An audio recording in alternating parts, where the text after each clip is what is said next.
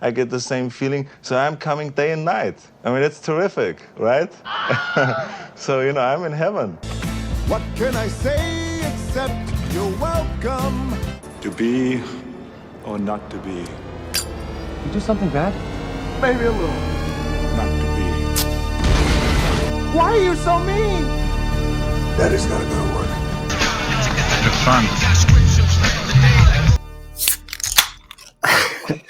Welcome to Movie Boners, everybody. Hi, everyone. Dustin, I like your shirt you got there. That's an old school merch plug. It is. Your microphone is completely blocking the whole thing. Yeah. It's a lot of fun walking around, and people do that where they look at it. You know how typically you'll ignore a T-shirt. Yeah. Our logo kind of gets a lot of what? It rides the line between just subtle enough and just disgusting enough. Right. I like you can't get mad at us because it's a microphone and film reels. Yep. It's totally legit. But I definitely get some odd looks from moms with their kids and I get I had one today. So I got off work, came home, changed real quick, had to run a couple errands. And there was his dad with his son at Target, and the dad saw my shirt and he looked down immediately, and his son saw my shirt and gave me that little kid the head cock. Dad, what's that? Yeah. And the dad saw me again. It was one of those moments where you know how you just keep passing the same person. You're like, yeah. Swear to God, I'm not following you. Not following you. But the dad definitely was trying to suppress a little bit of a chuckle, and I count that as a win. Yeah, that definitely is a win. If you don't want to wear a somewhat phallic Movie Boners shirt, there is completely new merch in the merch store. It's just a very pleasant and very non-assuming clock face. Right. Our Doomsday Boners Day clock. Until you look at the top of the big hand. Well, it's got to have a little bit of brand. It's got to be there, guys. Yeah. So yeah, that's always good. Feel free to do that. We never plug it because we suck at it, but there you go. Hot plug at the top. Hot plug. Hot plug. So what beer are you drinking for today's episode, my friend? All right. So I'm I told you what I was going to do a week ago, I believe. So I have 2 drinks today. Nice. It's nice for me because I'm excited for this. It's nice for you because you're 2 weeks in a row. The alcohol is probably going to get to Dustin. Yep. So I'm going with St. Arnold. Nice. And it's called Double Down Double IPA. I'll be honest, I've had it before. I really like it. I really like the St. Arnold Brewery. Yeah.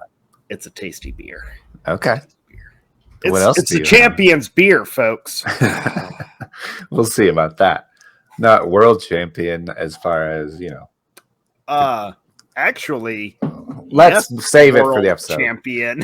Let's save it for the episode. To the globe world champion, whereas the other one is world champion by an American all standards. What else do you have to drink? Okay. Well, I'm not a big liquor guy, but this felt appropriate. So I am also drinking Terramana.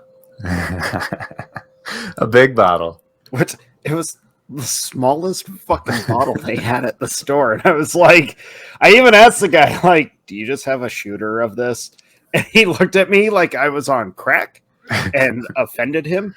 And he was like, no. No, what are you, crazy? It's like, okay, I'll buy the big bottle. That will probably last me an eternity because I don't really drink tequila, especially straight.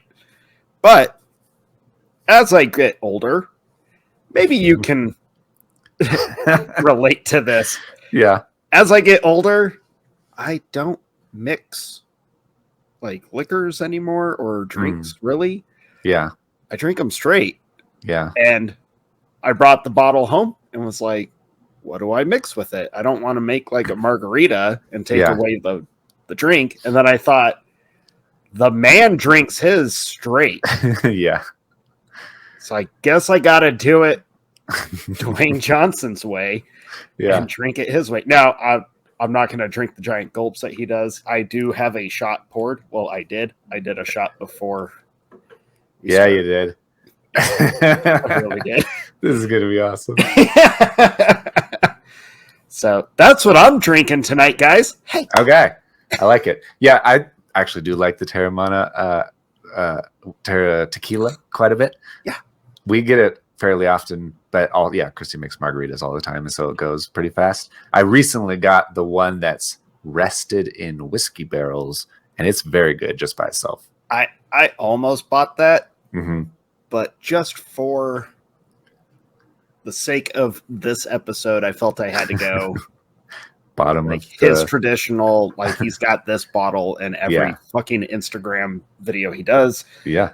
It's his like cheat day thing to have a shitload of tequila. Like every day, it's his cheat daily. Yeah. I will say, having done the shot earlier, it definitely has that tequila spice and kick, but it ain't bad. Okay. For someone that's not a big fan of tequila, it ain't bad. All right. I like it. Mine, obviously, you may see I'm wearing the Rocks t-shirt. Yes. And it has his thing on the back, this bowl thing that he's got going on. Wow.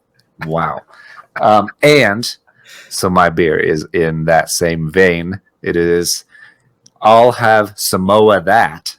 Ooh. Samoa, as in Samoa cookies, also Samoa, the nationality of Dwayne The Rock Johnson. Yeah. It's an imperial milk stout. It's very sweet. I was about to say that sounds like one of those weird ass fucking beers that you and I had at. It's exactly that. It's from Weldworks Brewing Company. It is from Weldworks in Greeley. Yeah, brewed with toasted coconut, caramel, milk, chocolate, and graham cracker. It does taste like Samoa Girl Scout cookies, which is good, but also it's really sweet for a drink. It's really weird.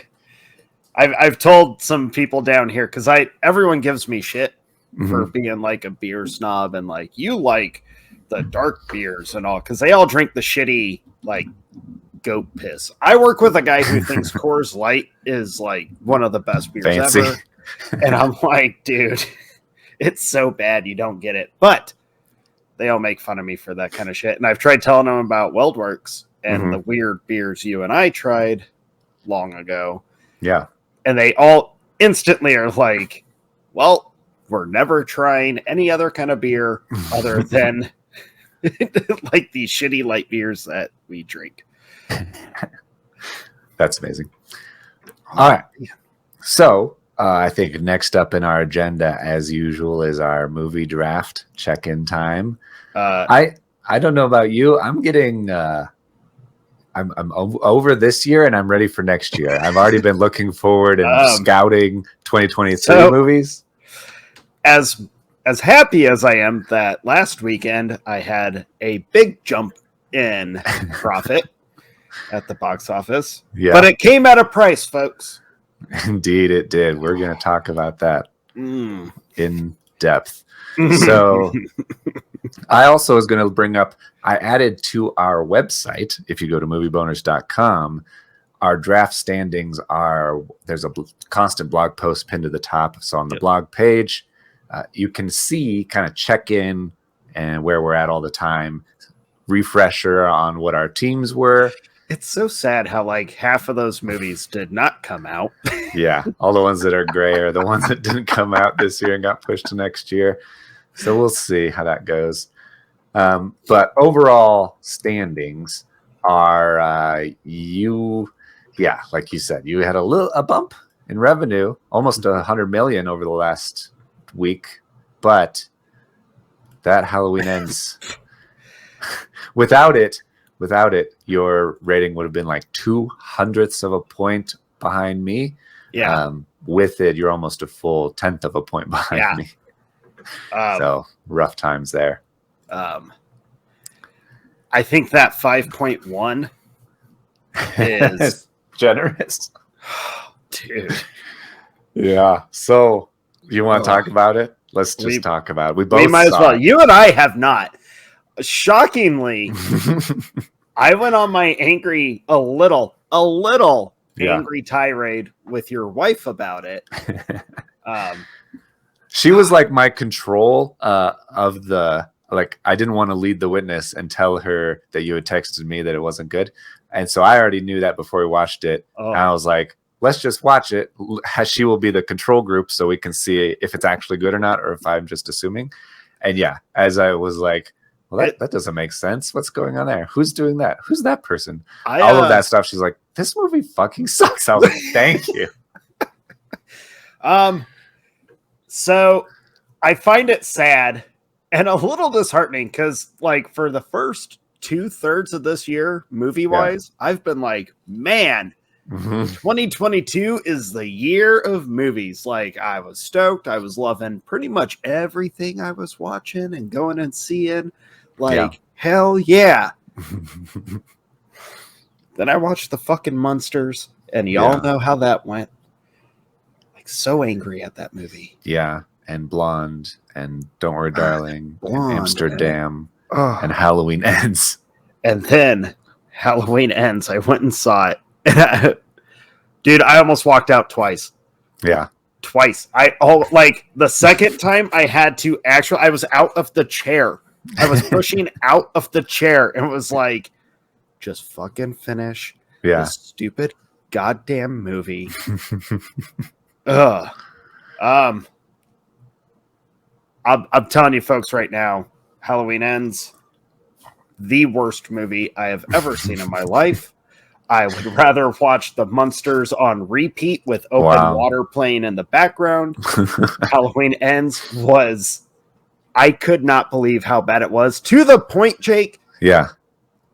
I've really been struggling with this. I don't know. I think what this movie did, I don't think I'm a fan of Danny McBride anymore. And I don't know if I could watch anything with David Gordon Green. I was going to ask you, because he has the Exorcist remake coming out. Dude. And I was like, I know you like the Exorcist, and not as much as Halloween, but it's up there. And I was like, this can't go well. There's no way. I'm like, they need to fire him. I don't understand how the same people that made the 2018 Halloween remake made the last two movies. Like, it must be super easy to make a reboot and just do a little fan service and make it pretty good. And then once you actually have to carry a story, they have no idea what they're doing. They have no idea what they're doing. It's like they forgot who the characters are. It's not Michael Myers. To me, it wasn't even that they forgot who these characters were. They completely were just like, fuck the characters. Fuck 40 years of, like, impact from these stories and what that original one did to audiences and still does to young audiences when they watch it. Like, to me, I know it's ridiculous, folks. Don't at me. I took this one personal. Right. Because Michael Myers, like, I love that character, not because he kills everyone, but, like, the fear that character can induce is so intense and so incredible. And that first Halloween, that original one, is awesome. I love that movie so much. And to see what they did to it, I was like, I took it personal. I'm still very upset about it. I hate that movie. Fuck that movie. Halloween Ends was like I thought the whole time, I was like, where the fuck is Michael Myers? Yeah. If you haven't watched Halloween Ends, folks, don't. But he's not in the movie except for 3 scenes. 3. Yeah. 3.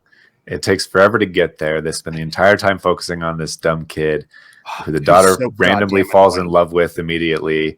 It's the worst thing I've ever seen. Dude, Halloween, like, literally, I think it's everything, the worst movie I've ever seen. It's everything that I was afraid that it would be after seeing Halloween Kills and more. It's even worse. So much worse. It made Halloween Kills be like, not that bad. Not that bad. It even got me thinking, like, wow, Halloween Resurrection. Yeah. You know what? That's kind of the proper way to end this franchise. Like, yeah. Yeah. Yeah, It's rough. I could not believe it. I'm still like, dude, I have Michael Myers shit in my house. Mm-hmm. I'm not exaggerating when I tell you I debated taking it all down. Just in just like in mourning. Just I It's like was when you like, put the flag at half mast. yeah, I was like, how do I even like how can I be a fan now? Like this movie wrecked me. I'm so mad at it. I'm so mad about Danny McBride, that whole writing team. Yeah. And then I kept thinking also, Jamie Lee Curtis came out when they had the script, when they were about to begin production on it. Jamie Lee Curtis came out and flat out said, fans are going to hate this movie. Okay. It's going to make people mad. I didn't know that, but I Yeah. did say several times while watching it, how did she how does she sit through and act through this movie? How did she not just walk out? It's called being how, under contract. Yeah, how did they convince her that it was going to work and be a good movie? Yeah, it sucks for her and for everybody involved. Like, I'm so mad at this movie. I couldn't believe how fucking stupid it was. And it just kept getting worse and worse and worse. And then the ending finally happened, and I was like, maybe it'll redeem itself. Nope. I was like, I hate this ending. I hate this movie. Yeah. There's not one shiny moment in it. Even the couple fan service moments they try to throw in there for you, I was like, nope. It doesn't work. It just doesn't work, guys. Yeah. Like, I think you shared it. Rob Zombie posted a meme making fun of it as well. And I'm like, you know what? The man's got a point. He knows Halloween 2 was wretched. Yeah, it was self-referential that Halloween 3 and Halloween Resurrection and Rob Zombie's Halloween 2 is not very good, but they know that they're way better than Halloween Way better. And it's not even close. It's not even a competition. It's simply just Halloween Ends is the worst thing to happen pretty much to any franchise since Batman and Robin. Yeah, it makes Batman and Robin look like they understood exactly what they were trying to do with that property. Yeah. It made me think wow, Spider-Man 3. Yeah. Not that bad in terms of conclusions to a trilogy. That's true. Huh. All right. Fuck Halloween Ends. I hate that movie so much. I got a drink now. Thanks, Jake. That was You're awesome. welcome. Good thing you got some tasty Terramana right next to you. It's true. I'm gonna stick with my St. Arnold for a little bit. We'll see. Have you seen Black Adam yet? No. Had to go to work. I've had to work, so I'm seeing it in the morning. So by the time you folks are watching this, I will have seen it. And I'm a little upset because it was already spoiled for me. But then I've realized they're using that spoiler as kind of a marketing tool now. Mm-hmm. And it has led to good things. If you haven't seen the big spoiler, what rock are you under right now? But I won't say just in case. That's regardless if the movie is horrible or meh or awesome, whatever. Mm-hmm. It's going to give me the one thing that I've been wanting for years, and I'm going to love it just because of that. Yeah. I keep seeing mixed things. Some people are like, this is great, this is incredible, and some people are like, it's blah, it's whatever.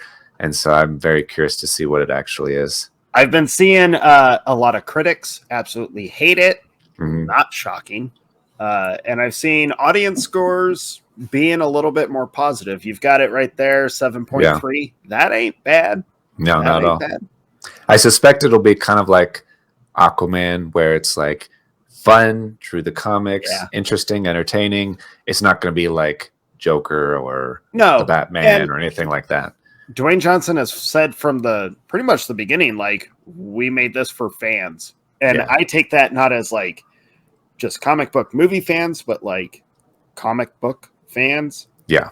And Snyder fans. Right. I feel like this is very in tune for that, which he's shared a couple videos of audience reactions, the sounds and shit. Yeah. And it's very positive. So Good. I'm I'm excited to go see it. I really am. too. I freaking love that Dr. Fate costume. He looks so good. He looks so good. And It's like the best looking comic adaptation ever. Yeah. And I'm stoked to see Dr. Fate. Yeah.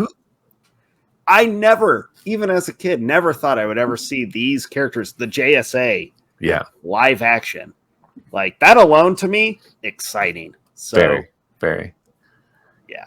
All right. I think So hopefully I won't be basically it. mad at the end of that movie yeah. because wow.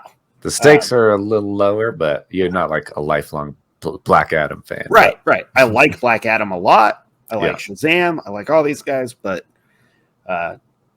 I did watch a movie that did not make me mad, even though it's a remake. But Hit me I with thought it. it was pretty meh and tame compared to the original. Okay. Have you watched the Hellraiser remake? No, I've heard a little bit about it. I have not watched it. It's okay. Okay. It's okay. Fair enough. Yeah. I was like, meh.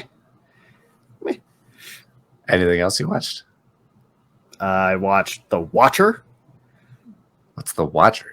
It's a Netflix series that just came out, and that was very meh. Okay. And then I watched The Midnight Club, which is a new one from Mike Flanagan. Based on the video game? No, Oh. based on some like books, Okay. but it's Mike Flanagan house. Who's that? He's the guy that did The Haunting of Hill House Yeah. and Bly Manor. Yeah. So I'm stoked. Like that. And I think it's his weakest thing that he's made, which Mm. kind of bummed me out. It's super PC, which Oh. really bummed me out. Yeah, But- no fun. But in other positive news, She-Hulk finally ended. Dude, every time I haven't watched any of it. Don't just do for it. the record. Don't do it. I'm not going to. I'm just letting the audience know, for the record, yes, I have zero context. I have not watched it. But I really prefer that because I really enjoy seeing a new clip or still or something come out. And I'm like, what the fuck is this? Who is watching this? Like they just did the Scar Hulk Sun thing. And I'm like, Oh, what is happening on this show? when he showed up, by the way, Mhm. that scene is like 3 seconds and that's it. Nice. But that CGI, I was like, wow. Yeah. And I thought the CGI for She-Hulk was bad. Yeah. There it was. Yeah. All of the series is bad, It's CGI so wise. I saw a CGI She-Hulk twerking in the jungle, and I was Yeah. like, this is what people are watching these That's what days. people are watching, dude. That's what they're watching. All right. I was a part of that. The twerking in the jungle, you actually attended? That's cool. You got an invite. I didn't know that.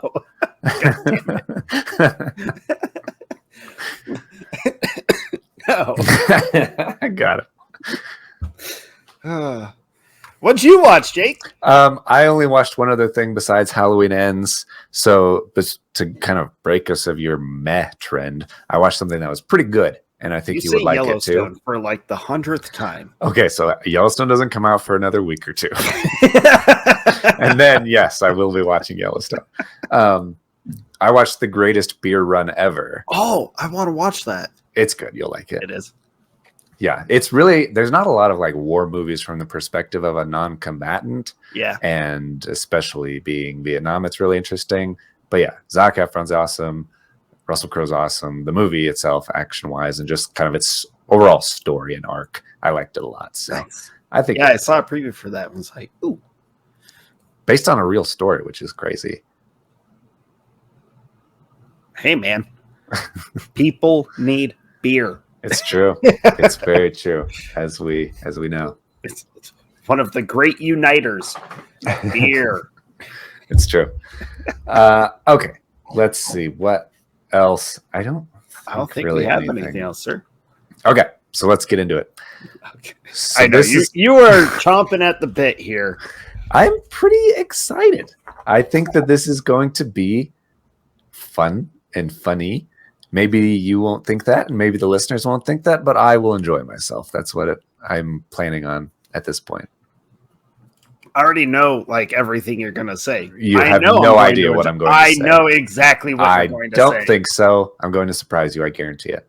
So I know.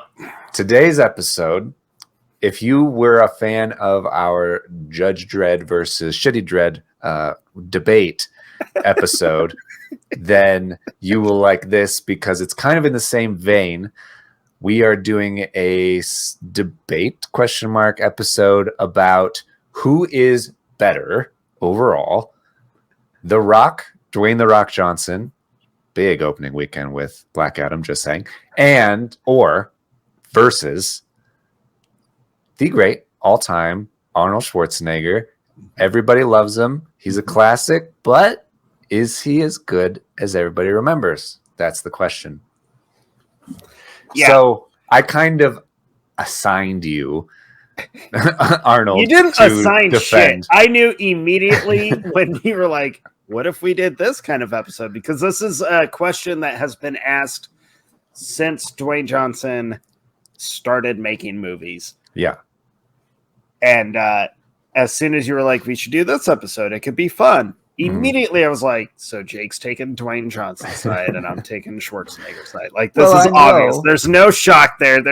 You didn't assign anything. First of all, I know you are a fan, obviously, of Arnold Schwarzenegger and his filmography. Yeah.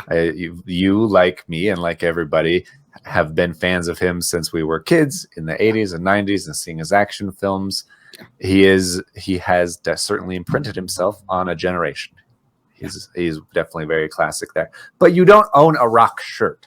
You don't say the word jabroni in conversation very often. Hold up. You are the only person.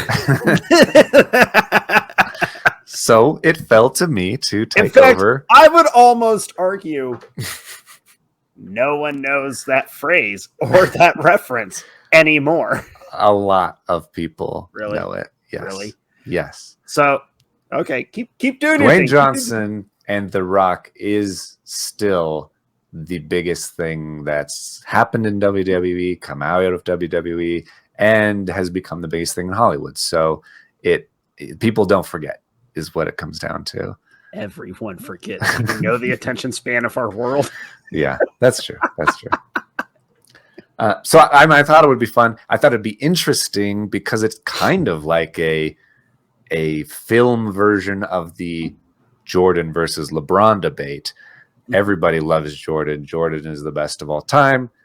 But a lot of people say LeBron is better. Yeah, and a lot of kids say. Yeah, a lot of idiots.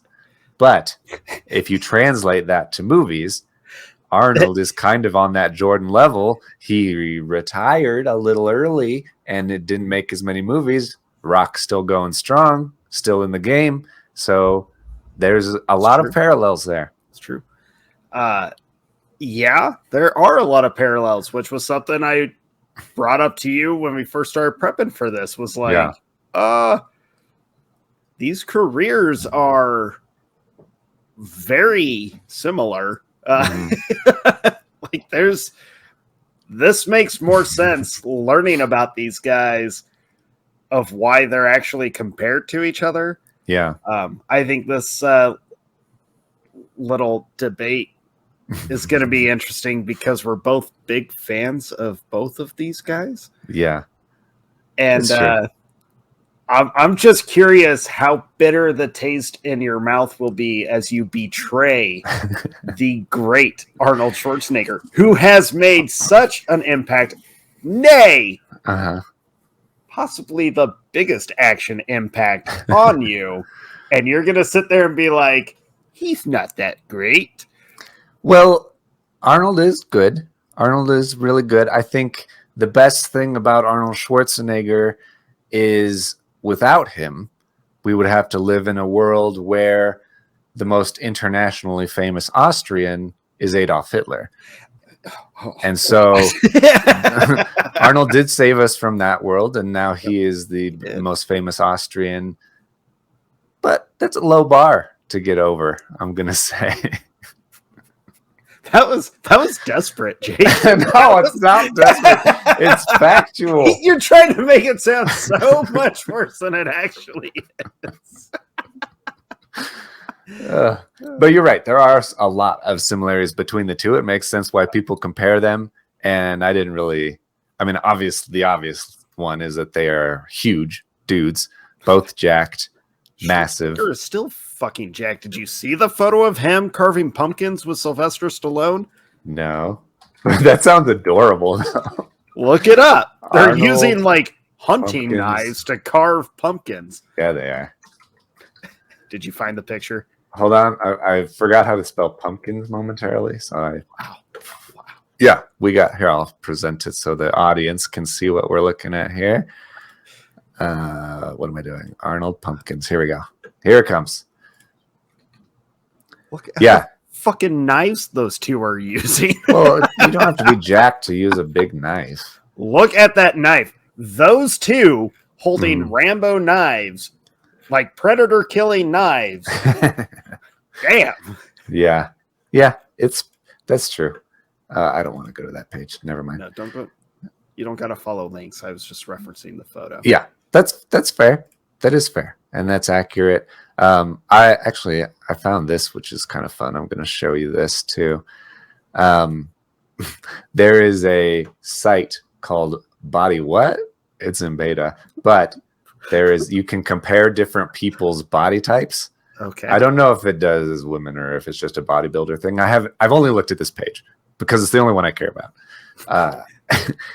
I will say Arnold's jackedness is vastly superior to Dwayne Johnson's. Although I will say Arnold peaked very early. He, as a kid, as a bodybuilding champion, was at the top of his game. Undefeated world champion bodybuilder for years and years and years. Now remember, actual world champion. Actual. I mean, if you think bodybuilding is actual, I guess. Yeah, sure. This was actual. Well, The Rock, he is huge. He's only gotten bigger with age. And if you see like first entering WWE, he's pretty funny looking. But in his 40s and 50s, he's massive. He's also had to be doing a lot of prep work for Black Adam. Yeah. Which he himself has said the physique he had to achieve for the Black Adam character literally is the most intense and the biggest he's been. Yeah. He's also at a point, though, in all this bodybuilding that if he stops, he might die. That's true. So he has no way of like just slowing down. Like, yeah, he travels with a gym, like his own personal gym with a shit ton of weight that he pays people to move around for him. And it's pretty awesome. But overall, stat wise, they're very close to each other. They are. Rock's taller, Rock's bigger, heavier. But I will say the peak aesthetic that Arnold achieved as a young gentleman is unparalleled. You have to see the documentary Pumping Iron. Yep. And it mostly follows Lou Ferrigno, but it's young Arnold as well, and just like their life and how dominant he was in bodybuilding. It was unbelievable. Yeah. A little frightening, some would say. Yeah. A little frightening. I can already hear the chatter of, well, he was on roids. They both were, kids. No shit. You can't be 50-something like The Rock is and be gaining that much muscle for Black Adam and not be on the juice. Like, the juice has been kind of a thing for years. They all especially in the wrestling days. Every time an actor's trainer is like, he gained 25 pounds of muscle for this role. Yeah, it wasn't all natural. There is one. Who's that? Henry Cavill refused all, like, any kind of yeah. He was also 25. synthetic help. Huh? He was also 25. Yeah. It helps.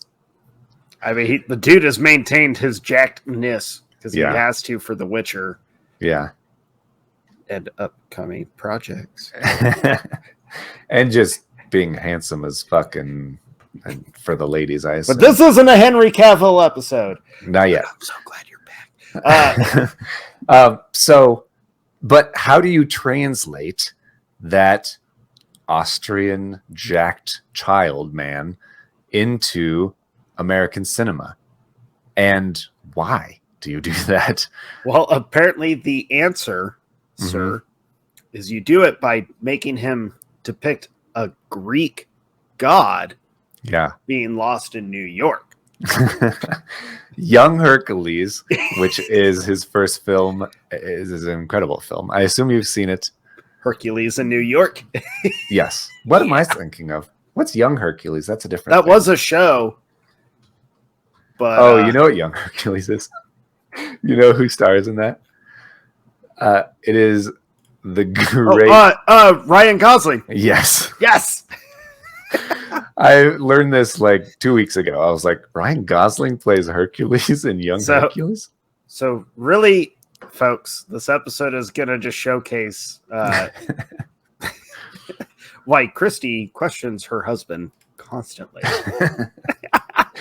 Hey, I mean, okay. So in other Ryan Gosling news, I learned this last week that he made a musical album.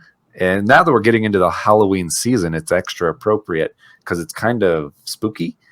It's called Dead Man's Bones. It's from 2009. Ryan Gosling and some other guy made this album, which is a kind of Halloween themed. But apparently it was supposed to be for like a musical they were trying to make.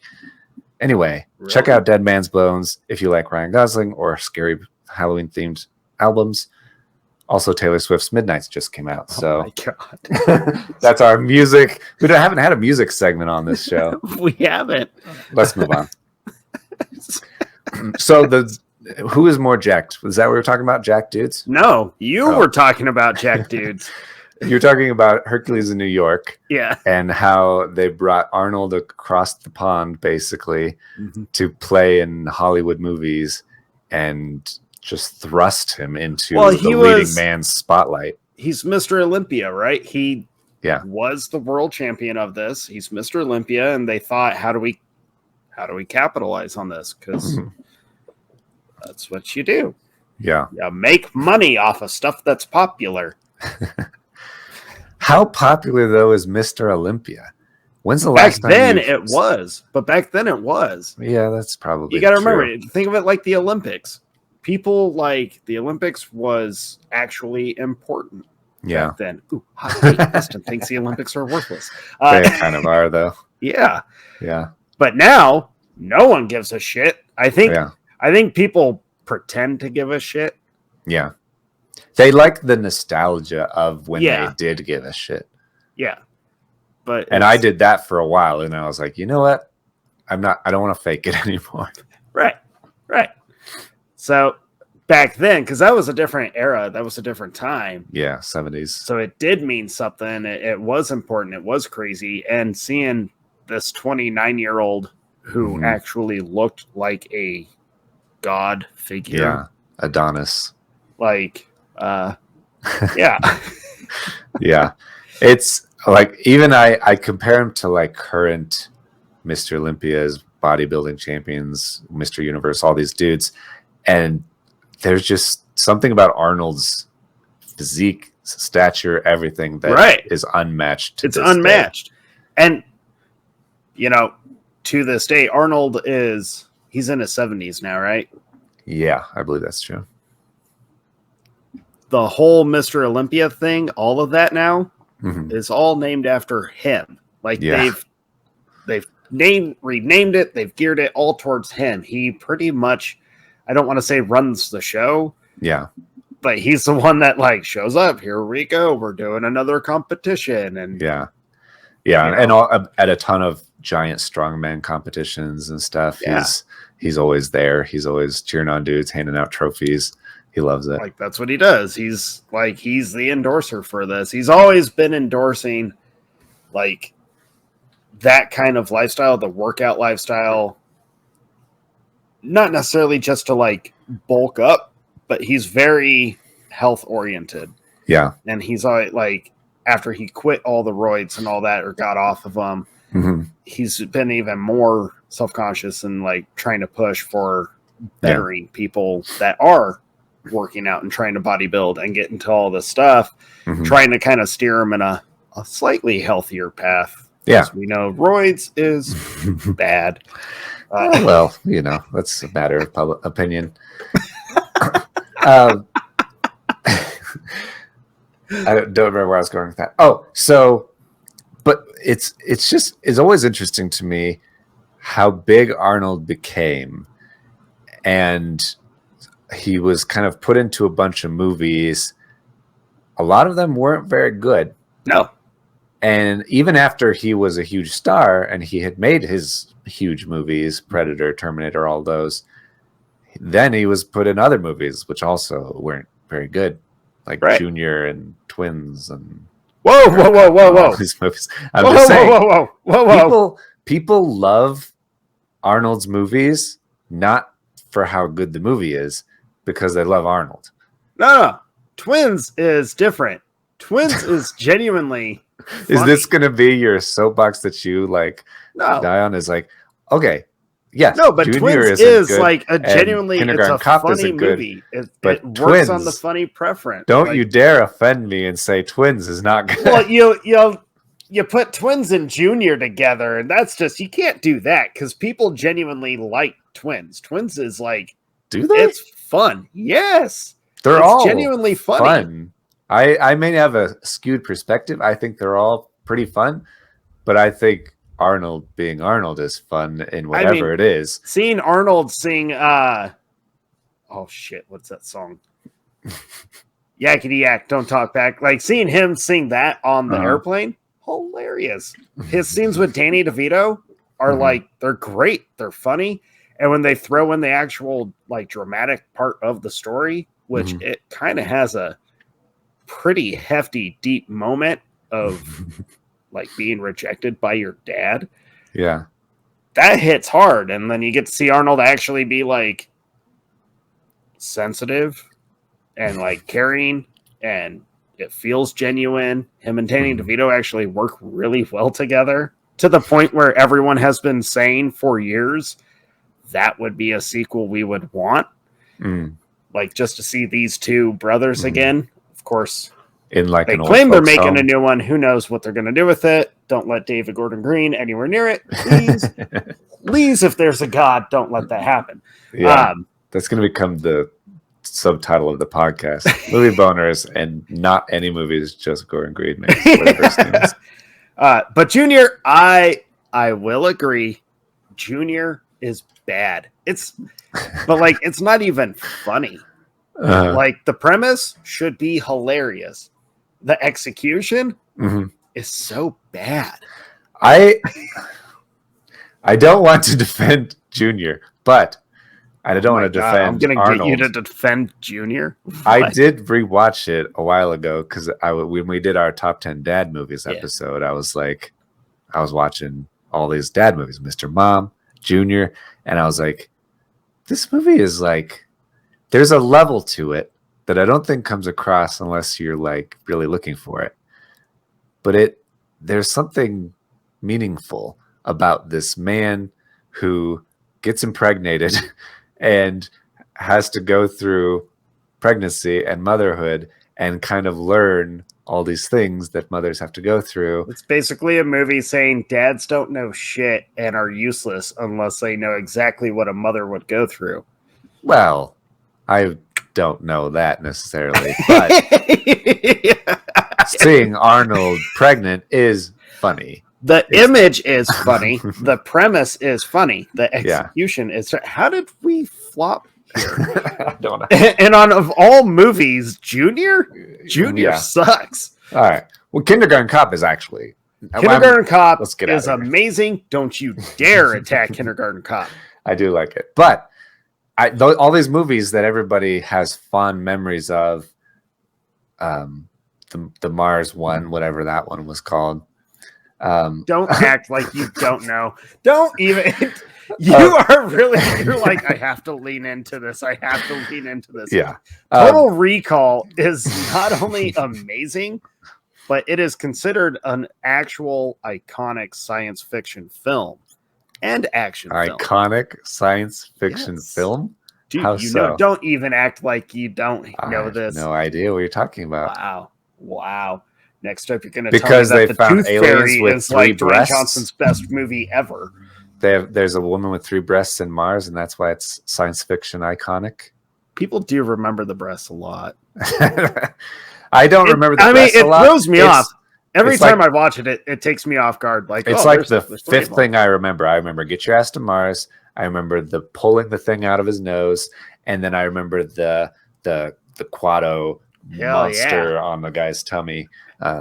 Those are mostly what I remember. But then you get to the fact, yeah, that chick had 3 boobs and she Right. showed them. But that story's crazy, and people still debate the ending of that movie, which is That's true. pretty cool. That the movie came out almost 30 years ago, Mhm. and people are still debating and talking about Total Recall. Mhm. What? I can't think of like a single movie that people are still talking about of Dwayne Johnson's that even came out last year. Okay, so this is the elephant in the room, obviously. If we're going to debate who has a better filmography or who is better overall, it has to come up. Dwayne Johnson, I will admit, is in this really weird place where everybody loves him and everybody is excited for movies that he's in, and they say that he's great and he does great things. But even I, as a fan, have to admit he's weirdly in a lot of mediocre stuff. So I think that it's because he's underutilized primarily. He's certainly underutilized. He's put in a lot of safe things. He's also brought in to revive franchises that are failing. yes, And I think it's primarily because people like him and his energy and his charisma and all that stuff, and they'll see whatever. But they put him in generic action thing, or they put him in generic Disney thing, or they just put him in these things that he doesn't get challenged as much as he could be, I think, to do something great. we've only seen The Rock really try to do something different a couple of times. Yeah. And unfortunately, those couple of times, like the more dramatic side of his career, Yeah. no one has any clue that he ever did these things. Yeah. One of them, I'm actually really shocked. He was on that series on HBO, right? Ballers. Yeah. Hey, Ballers was a big show. It's I remember sincerely people talking about it. the best thing that he's done. Like, the show was popular. Yeah. I could go up to 5 people and be like, "You ever watch Ballers?" And I would be willing to bet money. Yeah. They would all be like, "What the hell is that?" That's one of the big problems, and I think it's because of how much Johnson actually works. I think the fact that he's everywhere all the time Yeah. is a good thing, because obviously he's trying to keep his brand going. Yeah. But I think it's so much all the time that everything he makes just kind of falls to the wayside, because everyone just like, oh, his name's there. Oh, we'll forget about it. Yeah. Like, Jungle Cruise was one of the biggest movies of his career. Not just biggest movie, but like well received Right. movies of his career. And everyone's already forgotten that he even made it. Right. Like, But they've already approved a sequel. they did. They approved the sequel before it even released. Yeah. They knew it would be huge. Yeah. Jumanji, Welcome to the Jungle, the first one. I love both of the Jumanji movies he's in. Yeah. That's his highest grossing movie, Yeah. which is weird, kind of. And Welcome to the Jungle was awesome. Like, It is sincerely I fun. love that movie. Yeah. But It is it's really crazy fun. how much he works. Yeah. But yeah, in between all of those things, he's making things like Rampage, the gorilla movie, or Skyscraper, the skyscraper movie, or San Andreas, the earthquake movie. I will be very open and honest. Like, I'm a fan of Dwayne Johnson. I enjoy the majority of his movies. Mm-hmm. I enjoy his charisma. I think he'd be a cool guy to talk with. I also have like a little hesitation that it's so much show that I wonder how much of it is real. Yeah. I'm trying not to like talk bad about the dude or suggest that he's a bad guy in real life, but there's so much. He's always so like, look at me do these incredible things, and it's very I think he gets a lot of his success and work from the personality. Yeah. And because so he's got to keep that going. Yeah. People like him, and so he has to be on all the time. If he is a jerk to someone in a restaurant, people are like, oh, like, you're faking it? I'm never going to see your movie again. It could ruin him. Yeah. But his whole thing is based on constantly being everywhere, constantly being in everyone's faces through social media, or, you know, he's doing this Black Adam global tour and he's showing up in theaters to screenings, to showings and all that.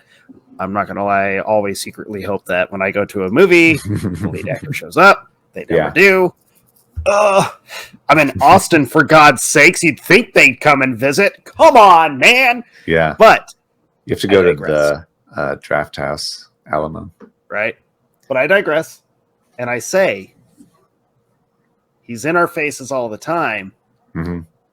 What would happen if he just wasn't? Yeah. And here's another difference of why I think Schwarzenegger actually will maintain the icon status. Yeah. He doesn't have to do anything.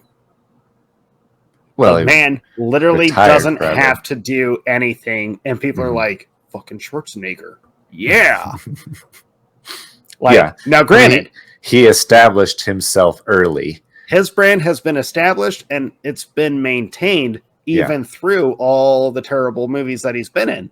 Right. And full disclosure, he's got a lot of really bad movies, but so does Johnson. So yeah. Well, and Johnson's only downside is that he has not had the classic, the standout movie that will last the test of time. He has yet to make the franchise himself. He hasn't made a Terminator from scratch. He hasn't made a Predator from scratch. He hasn't made those movies that Arnold did. There was like 5th and 7th movies. So, and they were rated R, and those are even harder to make popular. Yeah. And so, yeah, I do agree. I think that Arnold established himself with some risks very early on, and that allowed him to make some mediocre and relatively garbage movies later on, and nobody cares because they'll always remember how great is Predator, how great is Terminator, and start those franchises from the beginning as opposed to coming in 2 or 3 and 8 movies late. Can you imagine, out of how many sequels were there to Terminator? Like 5 or 6 movies they made. Had they made any of those without Arnold, no one would have gone and seen them. Everyone only was like, well, it's Terminator. They have to have Arnold somewhere in it. Yeah. And the sequels kept getting worse and worse and worse. Dark Fate, not as bad as some people think, but still not as good as it should have been. Yeah. But people just flocked to it because it was like, we get Terminator again. We get Arnold doing this again. He's way too old to be doing it, but he's doing it. Yeah. I think that's what really sets these two apart. Arnold actually created these franchises. Arnold actually created these films that are always going to stand the test of time, and they're always going to be the movie that helped inspire certain ways of storytelling, certain ways of showing stuff, filmmaking, all this. Arnold was a part of that process. Dwayne Johnson is brought in to help rejuvenate a franchise. Right. One that is dwindling and dying and nobody cares about anymore, which Right. is very difficult to do. I would Very say difficult to do, and maybe I more commend him for difficult. doing it. I think it's cool that he's able to do that and breathe new life into this stuff. So do I you think what kills him, though, finish your thought? I think what kills him, though, is he just can't get his foot to make that movie that really Yeah. is going to cement itself. That could change with him Yeah. kind of being a new head in DC filmmaking because he's Mm-hmm. kind of taking that reign. I think that Black Adam, whether it's super mediocre or not, I think Black Adam might actually end up being Yeah. potentially maybe the first step towards creating that iconic Mm-hmm. character, that iconic role, movie, whatever. Mhm. So we'll see. But That's he's getting up there. He's getting up there, but he's still in the game. He's still going Still strong. in the game. Yes. You said he's made it. He's in our face constantly. He's made 35 movies since 2001. That's a lot of movies. That's a lot of movies. It's way more than one movie a year. For him to, that's a really weird thing or an interesting thing to me is how has kind of taken the reins of DC, and it's not just like, oh, I'm in this Black Adam movie coming out. It's like, no, I'm in this Black Adam movie, and here's what I think they should do going forward. I want to see Black Adam fight Superman, and so I'm going to make that happen. I'm going to bring it all together. I'm going to just start throwing my weight around, essentially. That's exactly what he did. This has been I think in the last 4 years or something like that, he has actually thrown his weight around, pretty much told whatever that other dumbass who thought the Whedon cut was good. Yeah. That guy's gone, and it's coming out that Dwayne Johnson and his $7 team Mm-hmm.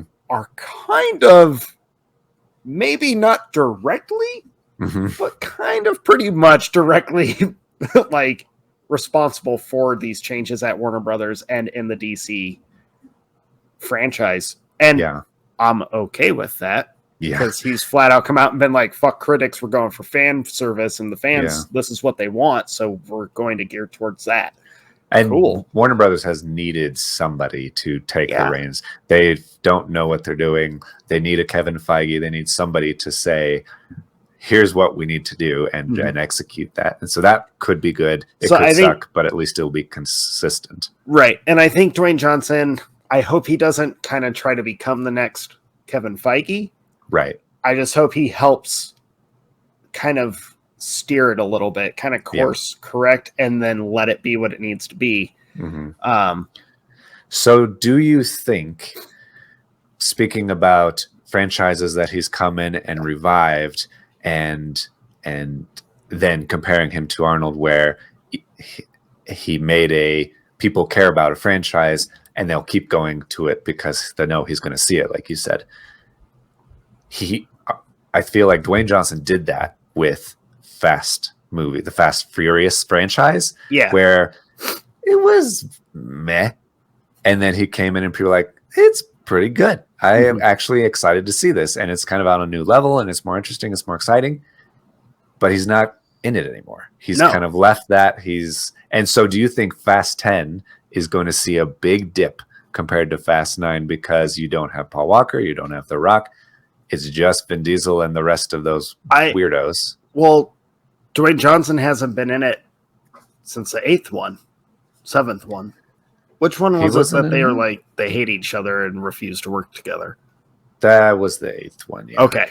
I was thinking of Hobbs and Shaw, which came out that's its own after. Thing. Which Hobbs and Shaw was supposed to be his franchise launch. He was supposed to launch this whole side gig, if you will, of this character of Hobbs with Jason Statham. They're going to bring in Ryan Reynolds and all these people, Kevin Hart, obviously. Yeah. I love Hobbs and Shaw. I think it's crazy entertaining. It's ridiculous as fuck, but no one wants a sequel, so they're not greenlighting the sequel. Yeah. He didn't get his franchise with that. Fast 9 made a stupid amount of money for how bad that movie ended up being. Yeah. I don't even remember the movie all that well, but I remember in it. Yeah. I remember halfway thinking, wow, this movie is what? Yeah. Now, as someone who is on that fence of like, I think the Fast and Furious movies were mediocre at best until he stepped in the fifth one. And then to me, like, that's when they get cool and fun because they go super ridiculous. He kind of steered it into like, let's get away from car racing because we're adults. Right. But I have to say, him not being a part of Fast 9 and how much money that made, and the fact that the hype for Fast 10 is actually really big. People are going to flock to it. I kind of think Dwayne Johnson did not have the impact we initially thought he did. Okay. And I hate saying that because to me, he did make such a great impact. He made that franchise like more enjoyable for me. But I have heard several people, I have talked to several people after the ninth one came out where they went back to the car racing crap who said, so glad they went back to this. This is what the franchise should be. This is like, we love this. And I'm like, you are in your mid 30s. They're OG fans. Stop it. Yeah. So I think he made an impact initially, but it wasn't one that actually saved the franchise. Okay. I've thought about this for the past few months, a few weeks since we were prepping for this, of like, what would a Fast 5 or a Fast franchise look like without Dwayne Johnson? I think we still would have had Hobbs. I think they just would have had a different bulky, beefed up actor in the role. We probably wouldn't have gotten Hobbs and Shaw. Yeah. But it would have been a side character, not one that could have carried its own movie. Yeah, I think the Furious saga would continue on exactly how it's been doing. And I say that bitterly because I'm such a fan of the ones that he's in because of him. He's my favorite part of that franchise. So it kind of sucks being like, maybe you didn't save the franchise. It's hard to say with Jumanji. Jumanji was never supposed to be a franchise. It was supposed to be that one movie based on this children's book. They created this whole extra story for this kid's book and made it awesome with Robin Williams and like very dear to people's hearts. Right. It's a classic that people love. It is. And so I think that was a huge risk that paid off because Welcome to the Jungle and even that, I forget the full title, the one they did after that, those worked. Yeah. Next problem is, where's the goddamn third one? Yeah, like, if you're talking about making franchises, you gotta stick with something. You should stick with it. They should have made the third one. They made plenty of money that would audiences loved it. The Jumanji films are two of Dwayne Johnson's highest rated films on IMDb. In fact, I think actually Jumanji is his highest rated movie. Probably. It's his highest grossing. I have it here. I wrote down all of their IMDb ratings. Wow, you came prepared. I like it. And I averaged them out. Wow. Yeah. Okay, so I'm going to go to you for the stats shortly. Okay. It's weird that he doesn't stick with something. He's in a lot of movies that get instantly greenlit for sequels. San Andreas has a sequel coming up. Red Notice has a sequel coming up. Why does San Andreas have a sequel? I don't know. I actually never watched San Andreas. Never saw it. I didn't either. I try to watch all of his movies because I like him a lot, but he's in a lot of stuff, and there's stuff that he'll come out.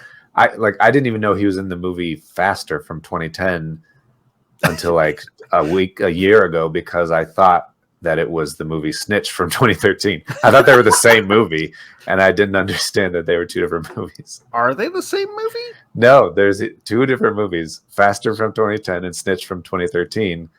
The cover looks almost identical. Yeah, maybe that's why it's throwing me off, because I did the same thing when I was going down their all the films that they've been in. I was like, when did he make this? I don't remember this one. Yeah. Yeah, and so San and Andreas is kind of the same thing. I was incorrect. Jumanji, the 2 sequels he did, are not his highest rated. His highest rated is my favorite Disney film of all time, Moana. Yeah. Which makes sense because it's an animated Disney film that's heartwarming and awesome and beautiful. And I love that fucking movie. It is really, really good. And I will say there wasn't a great Disney song since Frozen and Let It Go until Moana. And we got a couple of them. You're welcome. Yeah. Yeah. So, and hearing The Rock sing, who knew that he had such pipes? That he could do it. Now, when he released that rap song with Tech 9, I think it was. Yeah. Oh, folks, if you didn't hear, he has a rap song that people were like, it's amazing. It's not. It's not. Dwayne Johnson can do many things, folks, but rapping like a badass is debatable. No offense, Dwayne Johnson. Don't come after me. Yeah. I mean, it's not as bad as Bruce Willis's jazz album or whatever it was that he did. Bruce Willis. Bruce Willis had a band. Russell Crowe had a band. There was do you remember that? Danny DeVito had a band. Hold on. And it was all in the 2000s that a whole bunch of these guys, 90s and 2000s, that all these actors' bands were like, look, we're doing it. And everyone was like, no, you're not. Yeah, you are most definitely not doing it. You're a famous actor. That's enough. That's all you need. Yeah. Yeah. Bruce Willis's, he was called Bruno when he was a musician. The Return of Bruno is an album. And it is weird if you are a Bruce Willis fan. Yeah. But I will say Dwayne the Johnson, and one of the reasons I love him so much, and one of the reasons I feel like he is very defensible as being one of the greatest of all time, is that range. That he's not just a jack dude who can be in action movies and punch dudes in the face and look cool. He's that, and he's also very funny. His great timing. He's incredibly, he can sing. He did the whole Moana thing. That's very hard to do. He's underrated in his dramatic stuff. And like you said, he's hasn't done a lot of great dramatic things. I wouldn't say Arnold's done a lot of great dramatic things. Probably the most dramatic thing he did was that zombie movie with what's her face.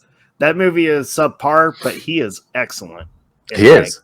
It's. I like it. I actually do like it, but it's kind of a deep cut of his. But The Rock Ballers is his best stuff as far as actually character development and dramatic stuff and all that stuff. But when he's outside of his normal typecast stuff, when he does Southland Tales or Pain and Gain, those are probably his best things, even though they're not Predator and Terminator. They're the kind of thing I would like to see him do more of, or take those kinds of risks. Yeah. I want to see him take risks. I really do. I actually have you. I kind of feel like Dwayne Johnson should be taking some notes from Dave Bautista. Yes. Because Bautista has been busting his ass to do every possible style of role and committing to it. 100%. I think that's commendable. I think Bautista is so underrated. This is not his episode, but I'm just saying. But if we're going to talk about wrestlers, let's get into it. But if we're going to talk about wrestlers that are trying to, well, not really trying, but he's doing evolving their careers to be Hollywood. Yeah. Dave Bautista has been quietly just being the dude does it all, and he does it well. Yeah. And he's jacked. He's huge. And usually being that body size can be distracting. Right. But it's not when Bautista is throwing down. And I think it's just because he's so committed to following the techniques. He's learning the craft. He's developing this craft. And I think that's important and commendable because he's focused more on this. Mm-hmm. Whereas I think Dwayne Johnson kind of gets caught up in the social media side of Hollywood. Yeah. And I think if Johnson would put the Instagram away for a while Mm-hmm. and maybe focused on producing or focused more on just continuing to evolve his craft, Yeah. I think Dwayne Johnson could be incredible. I think he's got that potential to throw down some very dramatic moments and very dramatic films, and his body size would not be the distraction. Yeah. But he's kind of lumped himself up into, because even his comedy roles are written around his body size. Right. Yeah, and it's part of why he's so funny opposite of Kevin Hart, because they're like, that's their the shtick. Danny DeVito twins thing. It's like, it is. It's they are exactly opposites. the Danny DeVito and Arnold twins thing. Now, where to me Arnold kind of takes a step past Dwayne Johnson in that aspect, Arnold has always been jacked. At no point in his career has he not been just grr. But he was able to do roles where the body size was not necessarily a thing. You know, Kindergarten Cop, he is in a suit, like a full suit, almost the entire film. You only see him kind of like flex and stuff when the little kids are, you know, thinking he's a giant, because he's a goddamn giant. Or Jingle All the Way. He's like, I'm a Jingle dad. All the Way. He's a dad who just happens to be like, he works out. He's the best dad bod of all time, but he's just a dad. I will never achieve Turbo Man status. But there's another thing. Dwayne Johnson has tried several times to hit the family film. And he has a little success in it. Tooth Fairy, train wreck. Game Plan, train wreck. Race to Witch Mountain was successful, and people Race to Witch Mountain, successful. But again, he falls into that gray area of a lot of people have forgotten just how he's done 35 movies in a fairly short amount of time. Nobody remembers Race to Witch And Mountain. the only thing people remember from Race to Witch Mountain are the memes. Because the memes aren't excellent. Yeah. Whereas Schwarzenegger hit the family films. And even though they're not highly ranked, even though critics absolutely detest anything that he did family friendly wise, audiences connected to it, audiences still love it. Jingle All the Way. Not reviewed as like an amazing film. But it made an impact on our generation and our parents to the point where, like, every Christmas, families still flock to that movie. People still get goosebumps when he calls his son's name from the fucking float.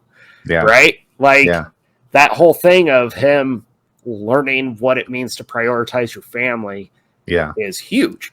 Dwayne Johnson, I think, is still getting it. I think he got super close and kind of did achieve that with Moana. And as much as I love Moana, I think what kind of hinders it, though, it was animated. So there's you don't have that live action connection. It's like saying, oh, Meg Ryan is in a Disney movie. And you're like, what Disney movie is Meg Ryan in? Because you don't picture her in it. And it's the same kind of thing. People do, I think, attribute it more than normal that he was the voice in Moana, because he is so big and he also looks like him and he's Samoan and all that stuff. He wasn't Moana. Moana's the princess. I know that. He's Maui, the giant guy, but he's in Moana.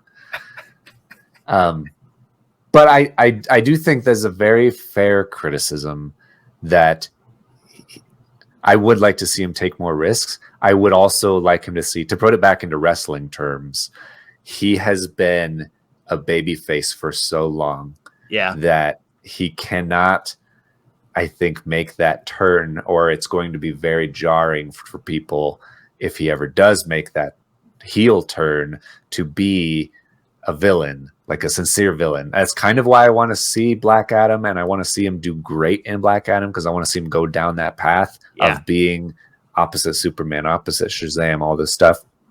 He could be a great, dark, serious villain, and still big, still intimidating and huge. He doesn't have to like hide his muscles or anything to do that. Although I also would love to see a Batista level thing out of him, like Blade Runner 2049, or I'm so excited about Knock at the Cabin with M. Night's new movie with Batista, because he has, like, I don't know, just molded himself to be whatever this role needs to be, I guess, instead of being The Rock in this movie. Right. Coworker and I got into it the other day, actually. He didn't even know we were doing this episode until this morning, the morning of recording. Yeah. And, but he refers to Dwayne Johnson constantly as Dwayne The Rock Johnson. And I was like, dude, he dropped The Rock forever ago. It's He'll Dwayne always Johnson. be my Rock. It's always The Rock. It got me thinking. Yeah. I think that's a rut. I think Johnson needs to actually retire The Rock. I think he's been, I know, hot. Whoa. What? Yeah. He You're built his whole talking career off of the character of The Rock. Yeah. But he's not a part of wrestling anymore. He's always going to have that legacy, but the wrestling arena, not just the actual like ring, but that whole world, that whole whatever, he has not actively been a part of it forever, but he'll have the legacy there. And I think that's where he needs to leave it. Yeah. I think that actually hinders. And I think you just said it perfectly where, The Rock is in another movie. I think if he finally just steps completely away from that, that pseudonym, I think he might actually be able to start progressing more. Yeah. Yeah, it's an interesting thing. I think comparing him to Batista is interesting because they both come from the same world, but they didn't come from the same place, because The Rock was sky high when he left. He was top of the world, top of everything. Everybody loved him. Batista people liked him. He was great, but he wasn't Rock level or Undertaker level or John Cena level. Like he's able to transition and have people like him who don't know that he was a wrestler, kind of thing. Right. Where it would be like if Mark Calloway started being a actor and people are like, who's Mark Calloway? And they're like, oh, the Undertaker's in this movie. You're like, oh, the Undertaker's in this movie. Right. I know that guy. Right. And so of course they're going to market it as The Rock is in this movie, because everybody knows The Rock. Like even people who've never seen wrestling know The Rock and what everyone he did, knows him, and because he's fucking everywhere. Yeah. So it's I kind of agree with you that he does need to shed that in order to transition to another level of quality and memorability. But and that's I don't hard. Yeah, and I totally understand the difficulty to that, because it's the whole foundation. Yeah.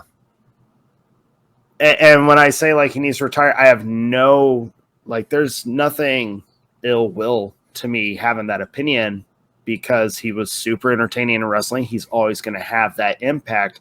And I was like, when I make he hasn't had an iconic role, Jake is immediately going to be like, he is the iconic role. He's The Rock. And I was like, but wrestling, my thought was wrestling is not Hollywood. It's like the soap opera wannabe Hollywood, but it's not there quite yet. Yeah. So I was going to be like, it doesn't actually count in terms of his film career. Yeah. No, it's true. But if you think of his role as that public persona that we talked about, the face that he has to wear that everybody loves, and that's why they see his movies even though they're mediocre, and they're under this like weird spell though where everybody thinks of him in such a positive way that nobody really talks about the fact that his movies are mediocre. They're just like, oh, you were in a movie? It was okay. I'll forgive it, whatever. I'll see the next one that comes out. Like everybody is in this weird mindset where they don't need him to make a Predator or Terminator. They're just true. The Rock is great. The Rock is incredible. He saves movies he's in. He stars in movies he's in. He revives franchises. He's franchise Viagra. He just is fairy dust. That is just magically. It's like people. It's like, but people how long forget. Is that going to last? It's not going to stand the test of time, which I think is what you're getting at, and which is what Arnold has. Yeah, and he has that, and he will always have that. No, but nothing can take that away. And Arnold even has that with his mediocre bad films. Yeah, even his worst film, which is a debate: was it Hercules in New York or is it Batman and Robin? Pick your poison, folks. Yeah. But they stand the test of time. For some stupid reason, I think those movies stick with people. It's weirdly for the same reason, I think, in the sense that people love Arnold. Yeah. And they love him, and so even his worst movies they enjoy because it's Arnold being Arnold. He's always going to have that over-the-top accent. He can never pretend to be anything other than what he really is. And he's not even trying to force this accent. It's just part of him. Right. And so they love Arnold. They love The Rock, and that's why they like those movies as well. It's just it's slightly different. There's so much overlap, but it's slightly different. So I also thought of this. Now, I'm a big fan of this franchise, which Arnold is not the star of. He's a cameo at best in all three of them. Yeah. But what the Expendables have been so much fun without his cameos, because when Stallone first announced that he was doing this and bringing friends back, I remember you and I even had these conversations of, because the first one was right after Arnold was done being governor. Yeah. So he was allowed to be in films again. And you and I remember having conversations with you about this could be a blast because it's going back to that 80s style action where that just doesn't give a shit. They're going to embrace just being violent and ridiculous. And it is what it is. And I distinctly remember you and I both being like, but the only way it can truly be great is if Arnold is in it. Right. Yeah. It's so... It just needed it to be complete because yes, he defined that time period and that genre. It was kind of a perfect storm because yes, he came into Hollywood at the exact right time. Hollywood was always going to be in the 80s and 90s going to be very action movie focused. Yep. Everybody was an action star. Even if you weren't a jack dude, you were an action star for some reason. Bruce Willis became an action star from being on a terrible TV show rom-com thing. So yeah. They've made action movies constantly and just put everybody in them. It helped if you were jacked, and it helped if you were the most jacked person on the planet, namely Arnold Schwarzenegger. But yes, I think that he came into the game at the perfect time. And even though there would have been a ton of action movies in the 80s and 90s, if he was never born, he still defined the 80s and 90s action genre. So yeah, to have Stallone start making a movie full of action icons, the first question you ask is, when is Arnold going to be in right, it? Where is the... where's the guy? Because we all need the guy. It's cool that you're putting Chuck Norris and Jet Li and all of these people, Dolph Lundgren, and all these people in it. But when are we getting Arnold? Right. You got Bruce Willis. Cool. Where's Arnold? Yeah. That's job one, is get Arnold on board. Right. And it's Arnold's films, and he's very generational for you and I, for our parents. Yeah. His impact on those movies, even the bad ones, people trash on End of Days all the time. And I don't know if it's just because I'm a devoted fan. Yeah. Or if I genuinely just don't see the same movie they're seeing, because I watch End of Days and I'm like, it's not the greatest, Right. but the special effects are badass. The design of Satan is fucking cool. Yeah.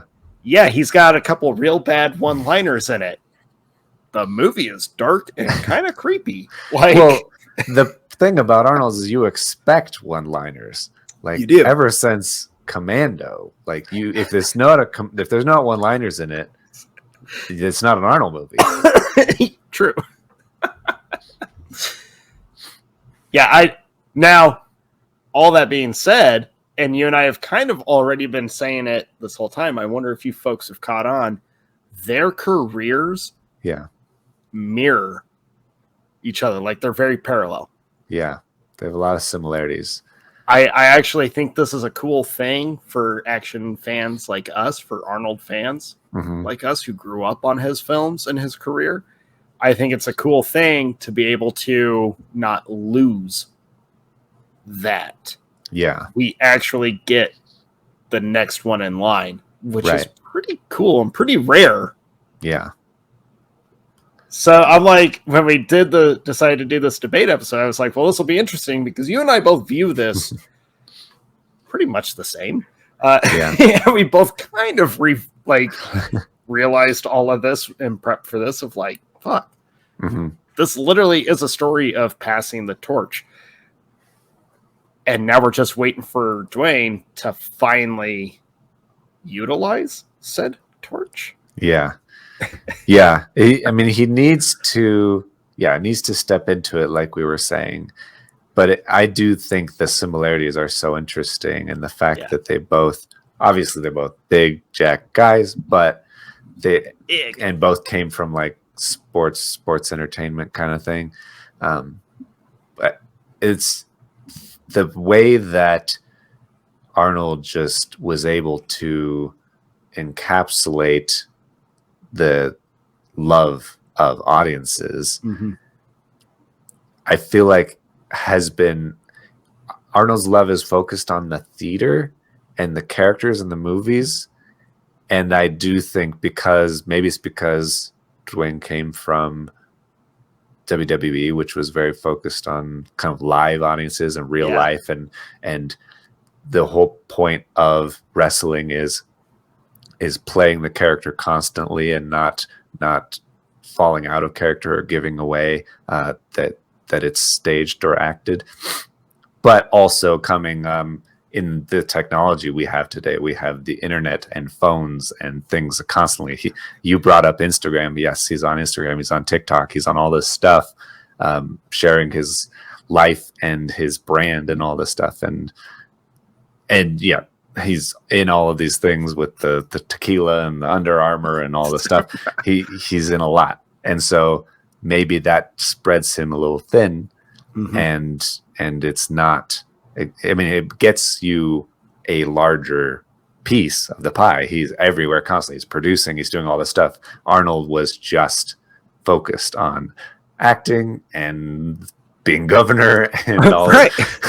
And so he did a lot, but he didn't do all these different things or have as much of the constant media attention. So the way that I kind of view it is both of these guys are kind of a living life lesson, if you will, where Schwarzenegger pretty patient and just did what he felt he needed to do. Yes, he's focused on the Hollywood, like the theater audience. He's focused on, I make my career based on how many people actually go to see my movie. Yeah. And who I can make a fan, like, who am I going to make a fan of me? Right. Because it's a giant toss up, right? And it's a huge gamble. It's a risk. He's very patient with his career, and it's paid off for him where he can literally step back. And now he's just kind of like this old guy who's got a newsletter. First off, how much of an old guy thing is that where he's like, I have a newsletter? And you're like, wait, what? It's a legitimate newsletter. You sign up for it. He has a newsletter, but he also has a tank. The tank isn't his, like, that's pretty cool, though. You can have a newsletter if you have a tank. That's the rule. But I think that's so funny that he's like, he has farm animals for pets. Like, Yeah. he put the few things that he'll post is like, here's my donkey just hanging out in the living room with me. Yeah. Like, Yeah. I have to make an appearance at the Mr. Olympia thing they're doing right now because my name is kind of on it. So I'm there to shake the hand, take the photo. I'm gonna go carve pumpkins with Sylvester Stallone. Like, he set his career up so well that his soft retirement is like almost just as rewarding, where he literally can be like, I survived a giant scandal. People still love me. And I like totally destroyed my whole family. Dwayne Johnson hasn't faced any scandals yet, which I think is actually cool. Yeah. And commendable. Like, good on you. I think that's hopefully legit and hopefully like genuine. Yeah. But where I was going with this is Dwayne Johnson seems to be more for instant gratification. Mm-hmm. And I think that does stem from the wrestling world, because in the wrestling world, you have to make an instant impact. Yeah. Or you don't have a career. Yeah. Like, there is no slow burn in wrestling. It's, you hit that stage in the big stage. Yeah. You have to be on point. You have to know your character in and out. You have to be ready for any kind of rewrite we're going to do right at the curtain. Like, and you have to make them love you or hate you immediately. And if you're anywhere in the middle, you're gone. You're gone. So his career has been kind of bred on instant gratification. Yeah. And that's why I worry, like genuinely worry for his career to suddenly just like burn out. Yeah. And he's also, I think, a product of this generation where we also are products of instant gratification and internet and all this stuff. And so he's playing the game, I think, because it is making him very successful. But is the success that he's having, is it going to be as lasting as kind of the way that Arnold or others did it, where it's those giant classic stories, or even just the way people view you, where you're not just likable, where I think Dwayne Johnson is extremely likable and charismatic and fun and funny, and everybody wants to believe he's the nicest guy on the planet, and he very well may be. But that is not exactly the reason why people love all of Arnold's movies, even the bad ones. Is that they love him and everything that he did, because I guess the way he did it. Well, Arnold always, both men do this. I've seen both men do it, and I applaud both for doing it. I think I give Arnold a little bit edge just because he did it in a time of no cell phones, no social media, all the press was paparazzi and like 2020 or E-News. Ooh. Yeah. But Arnold,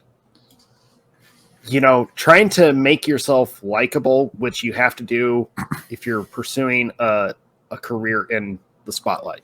Yeah. You have to make yourself likable to the majority of an audience. You're not aiming for everybody. You're just aiming for the majority. Sometimes not even majority. Yeah. But he had to do that without all this added help of technology, Yeah. And I think that's cool. But both men, whenever they make a decision, they stick to it. Even when it blows up in their face, like Arnold will still defend Planet Hollywood, the restaurant. It was a huge, horrible investment. Big mistake between him, Stallone, and Willis. And Stallone and Willis still to this day are like, we don't even want to talk about it. Yeah. Schwarzenegger has always been like, yep, we kind of fucked up on that one, but we learned a few things from it. So I think the fact it seemed like such a good idea. Yeah.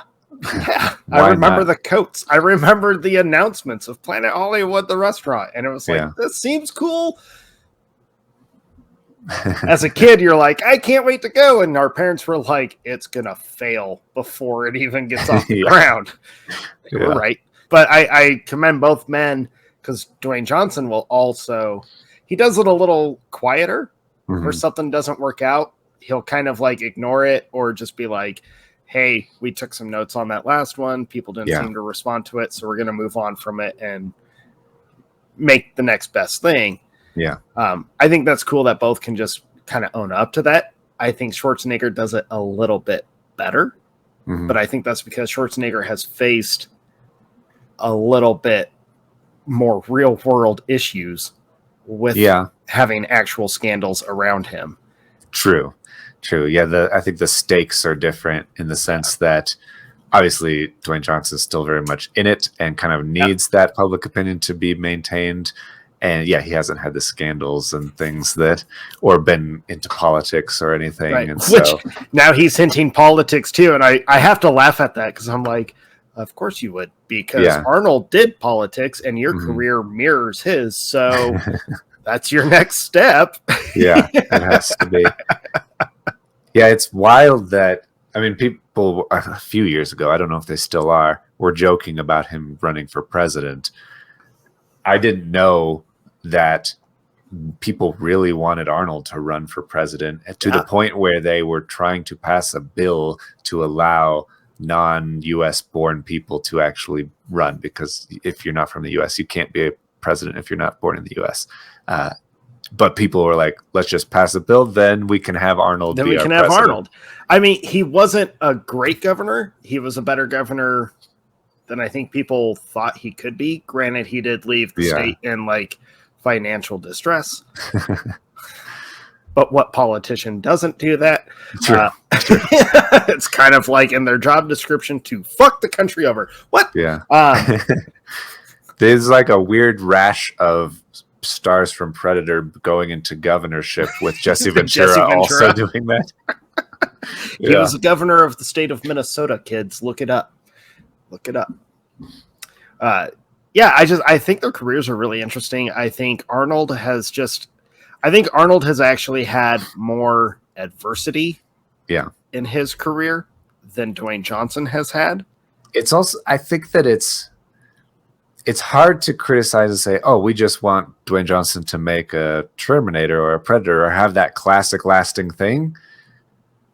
How do you do that though? Like, that's not a thing. True. It's mostly dumb luck in the sense that you don't know. You make Terminator and you sit down and they're like, here's a story about the sci-fi movie with the time traveling robot who is going to kill this guy in the past. And you're like, great.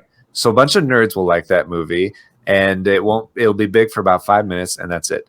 But then it not only did it make all like nerds excited, but it made like horror film fans excited because it felt like a horror film, but it's a drama. You get like it's survival, slow and scary, like Halloween. And, you get awesome special effects for the time. I mean, I think dumb luck is a huge factor. It's a lot like the first Star Wars. It's like you're making this really weird movie. There's no way that it's going to be universally successful. And if people in the 70s could see Star Wars and then see what it will become now, they wouldn't believe it. They'd be like, there's literally no way that everybody on the planet can be like that out of their mind about Star Wars and wearing Star Wars and all these toys and merchandising and rides and theme parks and all this stuff. So to say I want to make a movie that is like that iconic, it's partly dumb luck that people will just grab onto that unique thing. You have to make unique things. That's step one. You have to take those risks. Well, Dwayne Johnson has done some of that, and some of it is really good, but he hasn't had the one that people have grabbed onto and been like, this is incredible. I will watch this forever. So here's my question to you then. Unless you're me and you're going to watch Pain and Gain constantly. Okay. Pain and Gain's a cool movie. Folks, if you haven't watched it, go watch it. It's actually really good. Arnold relied on dumb luck, and it paid off. Arnold relied on taking huge risks, and it paid off. It doesn't always pay off. Dumb luck is like the name of the game when you're in Hollywood. Yeah. Do you think then that Dwayne Johnson keeps self-sabotaging, not on purpose, by actively trying to make that kind of iconic role? Because every movie he makes, he says the same thing about it, where it's, this was for you. This is the greatest film you're going to see. This movie's huge. This movie's going to blow your mind. He said that about Rampage being like the best video game film anyone would ever see. And although I enjoy it, it is not the greatest video game movie ever made. I don't think that he actually believes it. I don't think that he is sincere in saying that. I think that it is his job to sell tickets and put asses in seats, and he is great at his job. Which he does. He does. Yes. And so he is going to hype it up and get people interested in something they wouldn't normally be interested in, and he's great at that. I don't think that he is actively trying to take those risks and get that iconic role that Schwarzenegger had, or that you just said. I think that he is actually trying to maintain the level and status he's at and taking relatively safe things, because those kinds of risks are, like you said, they are not maintainable, and they're not things that will always pay off. They're not something you can make a career out of. It's just constant risk. I think it works to do it at the beginning, and it's a really good way to break in and to get really high in the stratosphere and the public opinion really quickly. I think Arnold did that, where he did some weird things. He did a Western. If you've not seen that, you should go see the Western. You gotta watch his Western. He did a Western. He did a time travel movie with Terminator. He did a Predator movie with the most dangerous game with aliens. He does all of these like crazy things, and some of them really hit early on. Yeah. And then he starts taking safer and safer things to maintain. I think Dwayne Johnson he didn't take huge risks early on, but he still was able to achieve a massive level just by taking a lot of stuff and making it pretty good and making people like it quite a bit. And so he's just going to keep doing that probably. And it is good to probably safer to take a huge risk where he's at now, because he's so successful, and his bank account could take a hit, his ego could take a hit, his public opinion could take a hit, and people would still really like him. Yeah. It's like the Arnold thing. You could have a massive scandal, and everybody's like, that's okay. You're still Arnold. I still love you. Right. I think Dwayne's there. He could certainly have a huge scandal, and people are like, that's okay. He's pretty nice. We still like him.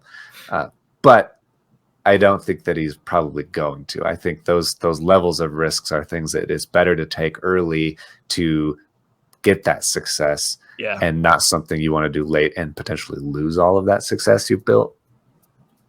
So you're saying you think he kind of has passed that moment, or to like have that accidental hit to really launch? He's kind of had to keep hitting that ignite button, like, I'm here. Yeah. Whereas, Arnold was able to like, holy shit, Terminator just became this huge thing. What do we do now? Well, we're going to make a second one later on, and it's going to be reviewed as the best sequel ever. Right. Until The Dark Knight came out, and then people were like, hold up. Okay. Yeah. But I think that he could, and I think that he should, but if I'm going to bet on it, I don't think that he will. Yeah. I think that he certainly could take a risk and bet on riskier things now with his and throw his cash and his popularity and everything into projects that kind of need it, and not into franchises that don't need it. Like, you don't need to be making San Andreas 2 and Jungle Cruise 2 and all of these things. Throw all of that into something new and interesting, which I am so excited about the DC stuff. If he can, and if he does actually do that, Mm-hmm. that could be good, and it could be great. And I I have to laugh about the parallel between Dwayne Johnson joining DC and Black Adam and Schwarzenegger joining DC. Arnold Schwarzenegger's experience in the DC universe is a little different, but I still really enjoy him. But I think Mr. it could Freeze. be a real cool kind of mirror effect almost. Yeah. You know, the reverse effect, I mean, whereas Schwarzenegger's time in the DC kind of almost effectively killed not just DC films, but comic book movies after that one were like, nope, don't touch them. I would blame Schumacher more than Schwarzenegger, but yes. I blame Schumacher so much. But if Johnson can do the opposite, where he steps into DC and kind of helps breathe a little much needed life into it, right? I think what he has planned, what he's been hinting at with what they want to do, I think he could be that guy that is thank you, you know, for doing this for the fans, for giving us what we actually wanted to see, and not what Warner Brothers thought we should see and do. Right.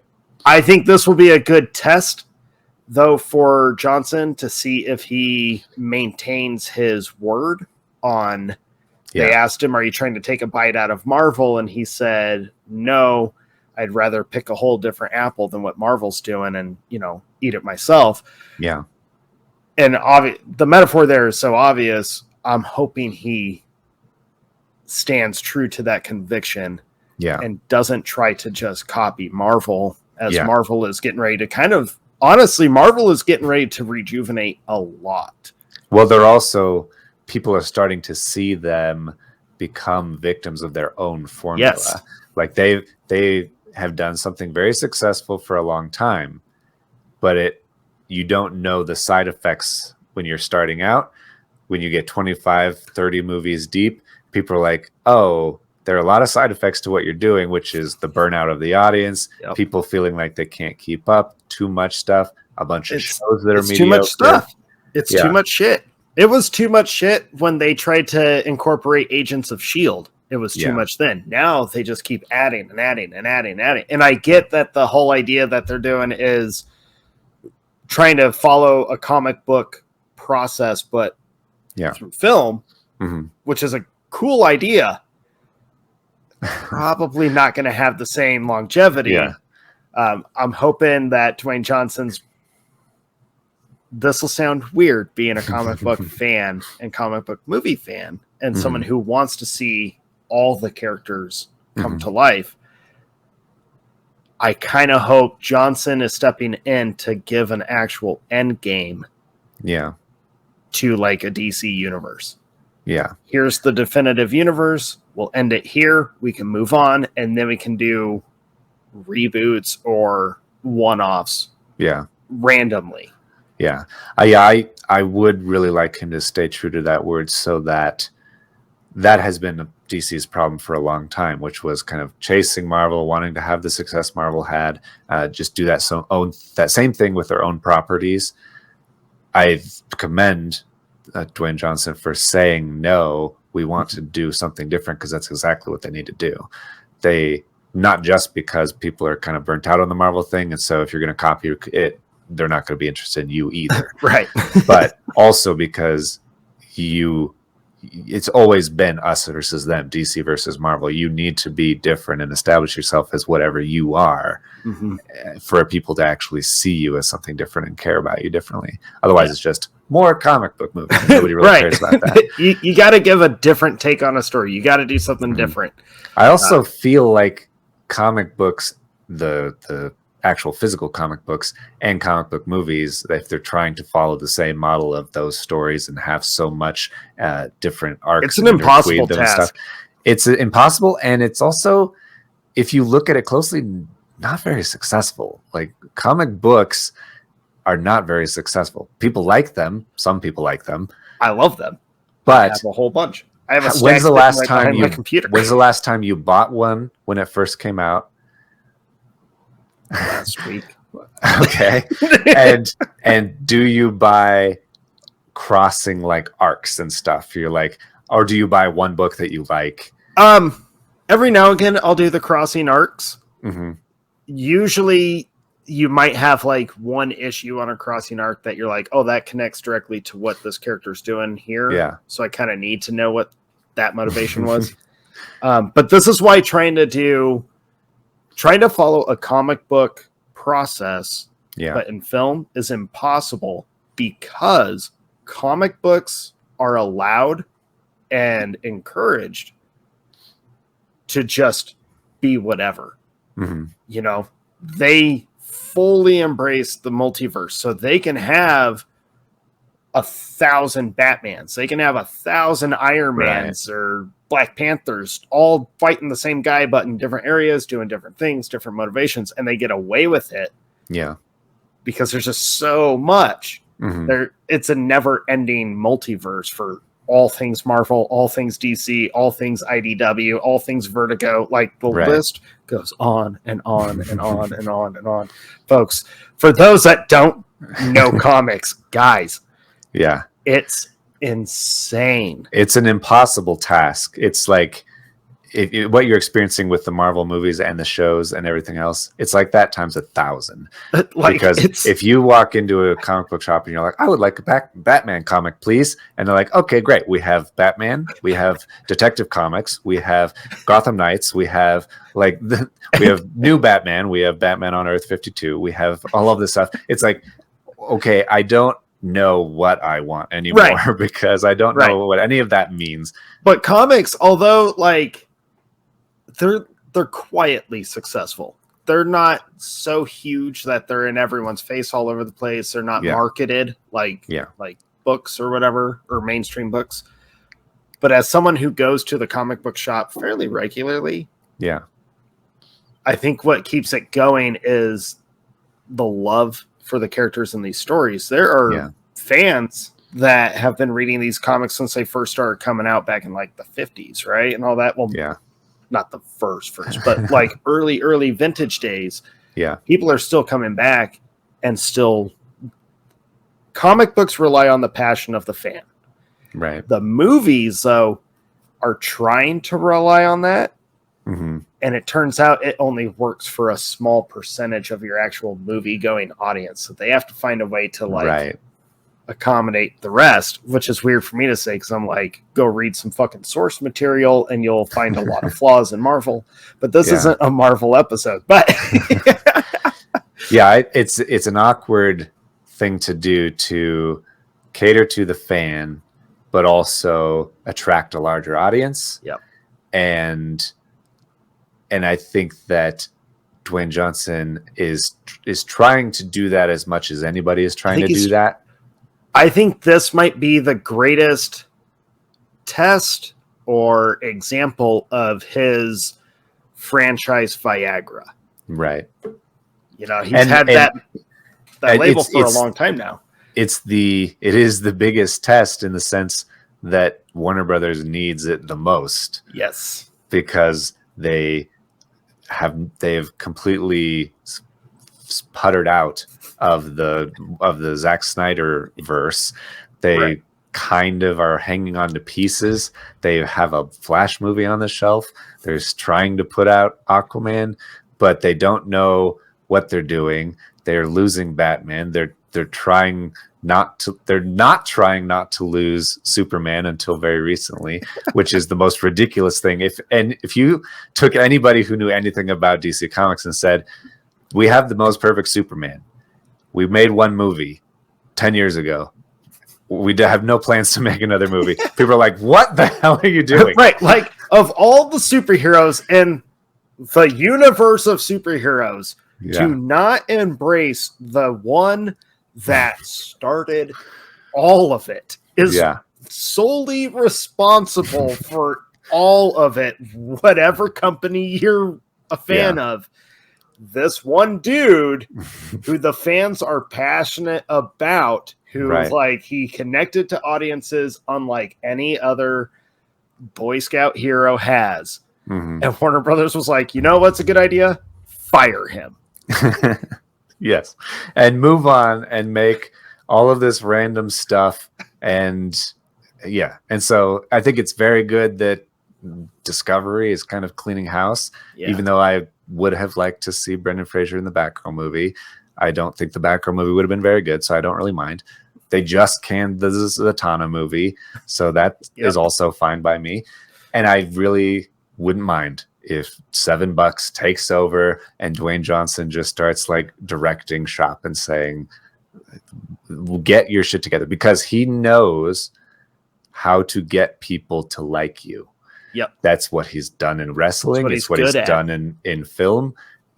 Everybody on the planet likes him. And so if you want people to like your movies, maybe you should have Dwayne Johnson do it. I hope that he lets filmmakers execute it, because I do still want the Batman and Joker and things like that are not Dwayne Johnson-y. But if he can just kind of oversee the success of, this is what you're doing wrong, you're completely ignoring these properties like Superman that are obvious hits. Find the right people to execute them and go execute them. That's kind of what they need as a conductor. And I think Dwayne Johnson has elevated himself to that kind of producer level successfully. I think he is a very successful face on the film, but I think he may be even a more successful producer. And we're going to find out, because this is like $7 first huge hit. Yeah. You know, I think Fighting with My Family was, I think that actually was his first $7 production. I think. I might be wrong. I think that's true. I think he had some hand in Ballers with Mark Wahlberg's production company, because he did that after Entourage. But I do think you're right. What an incredible story.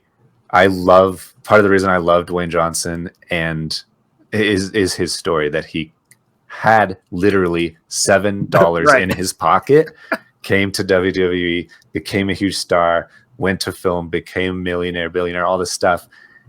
And now he is producing multi-$100 million movies, $200 million movies. And that just that underdog success story to like rise to greatness. Yeah. Everybody likes that. It is. It's funny because Schwarzenegger came to the States with like no money. All he had on him was a Mr. Olympia. Yeah. My dad was a part of the Nazi party. Let's not talk about that one. Like, it's like, look at my whole family is completely destroyed. Look at my 7 medals and rippling pecs. Right. I need to do something. I love film. Mm-hmm. Let's throw my hand in that. That was kind of what he did. And he just started learning. Like, he had a passion for the art. Dwayne Johnson has always had a passion for the art. Yeah. Yes, people. Wrestling is an art. It is entertainment. It is creative arts. It is exactly that. Mm-hmm. He had a passion for it. He was raised in it. Where Schwarzenegger wasn't raised in the arts, he turned to the arts to help cope with all the bullshit going on in his childhood. The dude had nothing. He was one of those kids that was like, what do I play with? I'm a 7-year-old. And his family was like, there's a stick. Figure it out. So he had to figure it out. Like, yeah. I think it's cool that both of these guys who are looked at, not just in Hollywood, but in our culture, they're both viewed as almost definitive success stories. Yeah. From, rags to riches, that kind of story. Larger than life now. And both have actually been maintaining that success really, really well. Yeah. But like I said earlier, my concern for Dwayne Johnson is that it won't just quietly kind of successfully ride. Mm-hmm. I genuinely am worried that he burns out. Yeah. And I don't want to see him burn out because I think his career could be so incredible, especially as a producer, like what you were saying. I think it would be cool to see him start dipping his fingers into more of like behind the scenes kind of stuff. And I want to see him give himself that opportunity to actually take those big chances on like an ultra dramatic role. I want to see him play like you. Yeah. I want to see him play just a horrible villain. Like Yeah. I want to see you play the bad guy. I think Yeah. he could do it, and I think Yeah. he could be really entertaining. Hmm. I worry that his career will just burn out before we get that opportunity to ever see him actually do that. Yeah. It's possible. And I don't want to see that. I don't wish that at all Right. because I'm a fan. Right. Right. Like, I am one of those guys that's like, oh, Dwayne Johnson's got a movie coming out. I guess I know what I'm watching that weekend. Yeah. Like when Red Notice came out on Netflix, I was one of those Hmm.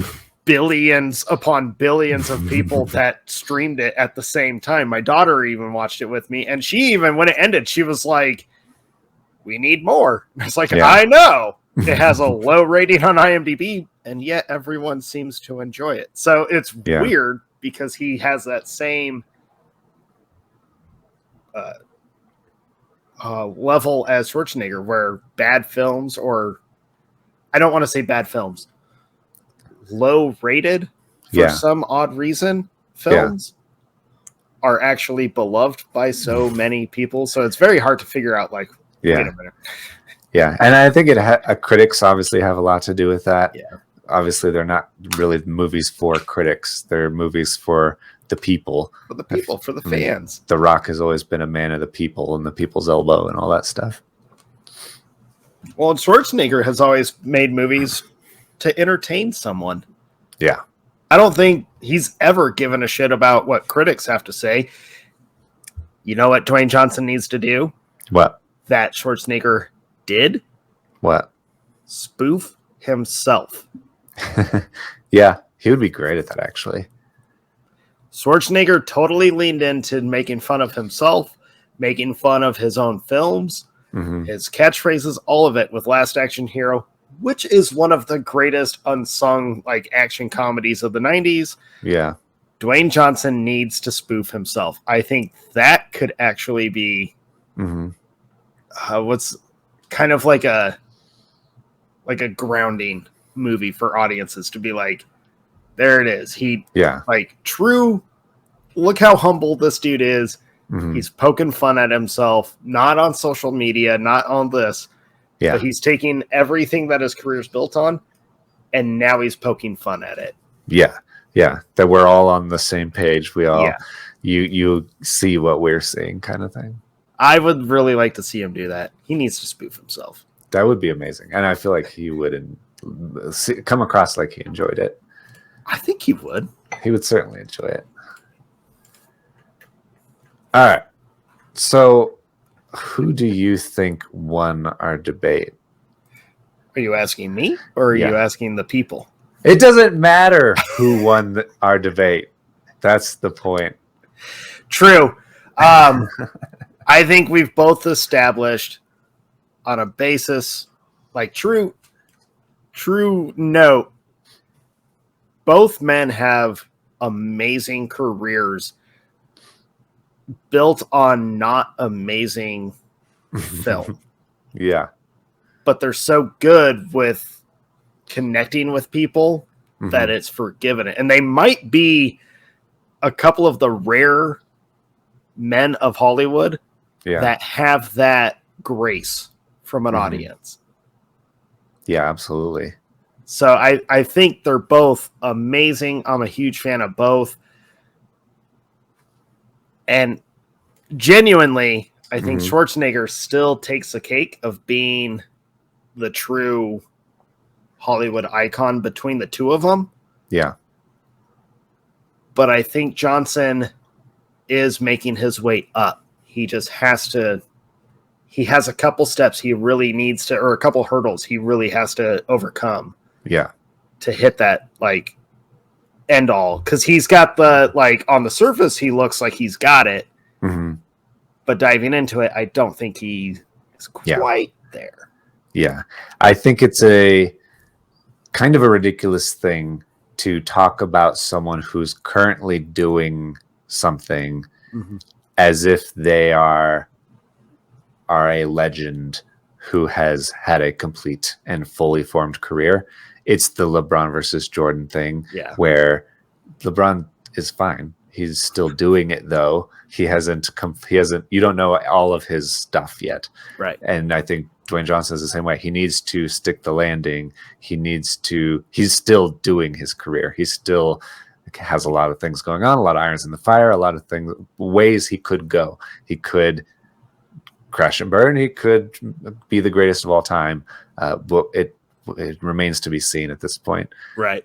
But I do agree. I think I love both of them. Schwarzenegger is easy to sum up because it is that complete thing. It's culminated, right? Yeah. But it is also, there are notable high points that will stand the test of time long after we're dead, even. Right. Of like, people will be watching Terminator 2 and be like, this is the greatest movie of all time. and they don't have that yet with Dwayne Johnson. So yeah, he hasn't had his thumbs up moment quite yet. I think he could still achieve it. It's coming. Now, I hinted at it earlier, and Jake, you're going to get a kick out of this. Okay. So I went through both of these guys' IMDb's. Yeah.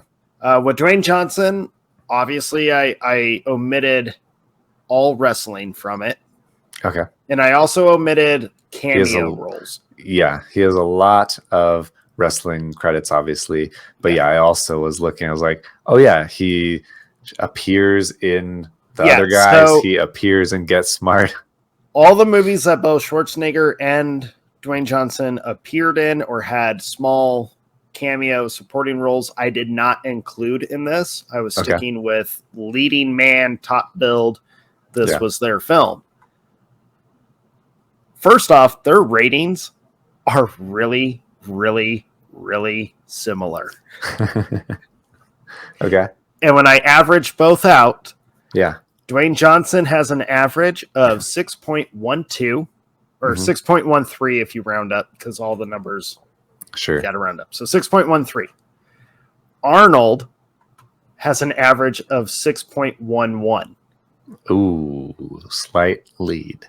Because of one movie. I was going to say it's also crossed 35 compared to 30. So Schwarzenegger, the one that killed Schwarzenegger, was Batman and Robin. Ooh, yeah. That'll do it. It's got a 3.7, I think, on IMDb. Damn. Okay, hot take time.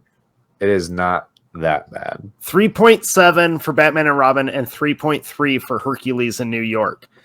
Those two movies killed his average.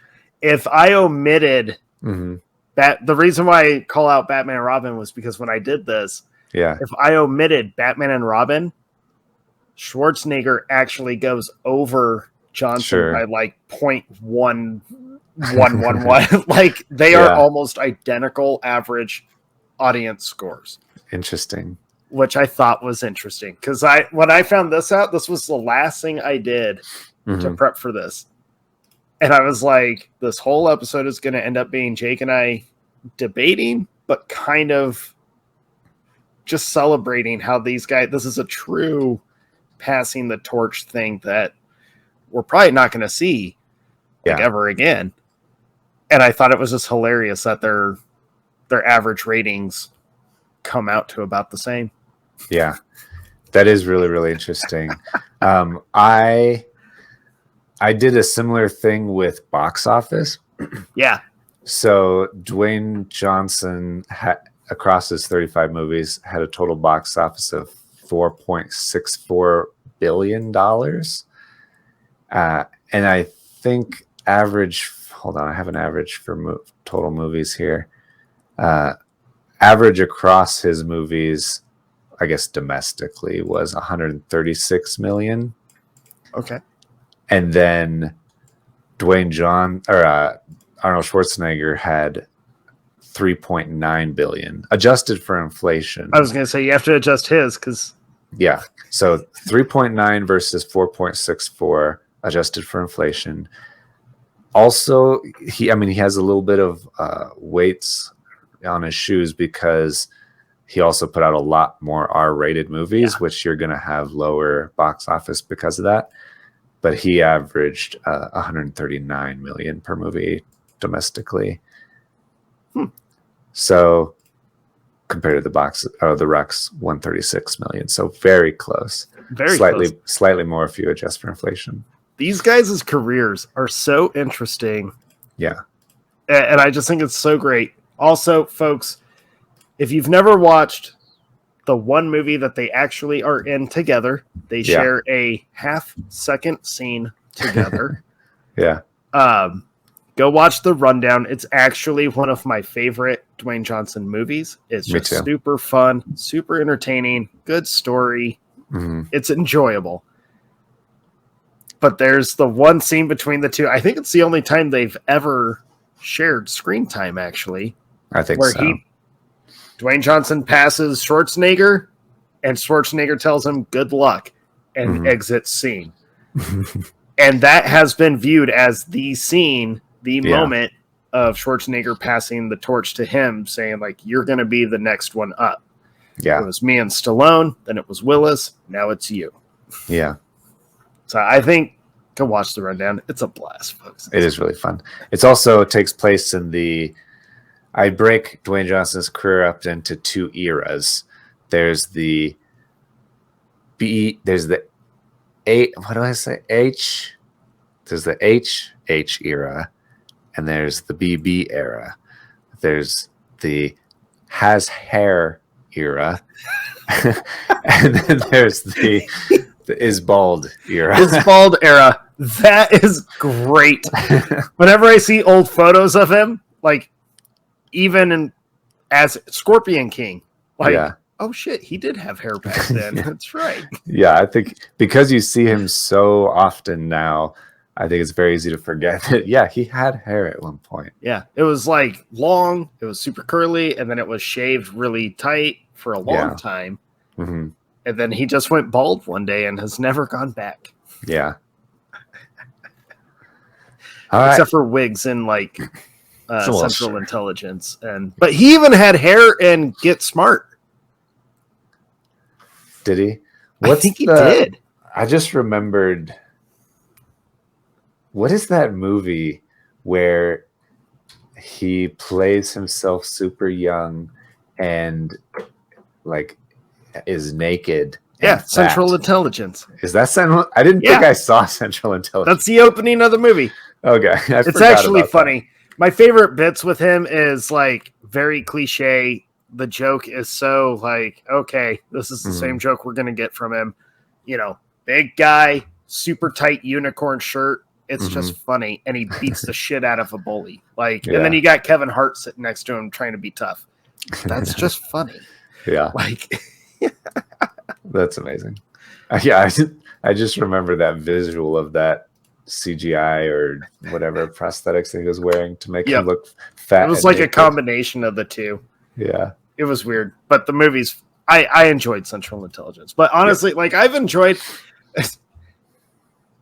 I thought more people enjoyed Skyscraper because I enjoy Skyscraper. And then I saw that a lot of people did not enjoy Skyscraper at all. And I was like, oh, but it's entertaining. Yeah, it's like obnoxious and ridiculous, but it's entertaining. Right. It's it's got some cool moments in it. Yeah.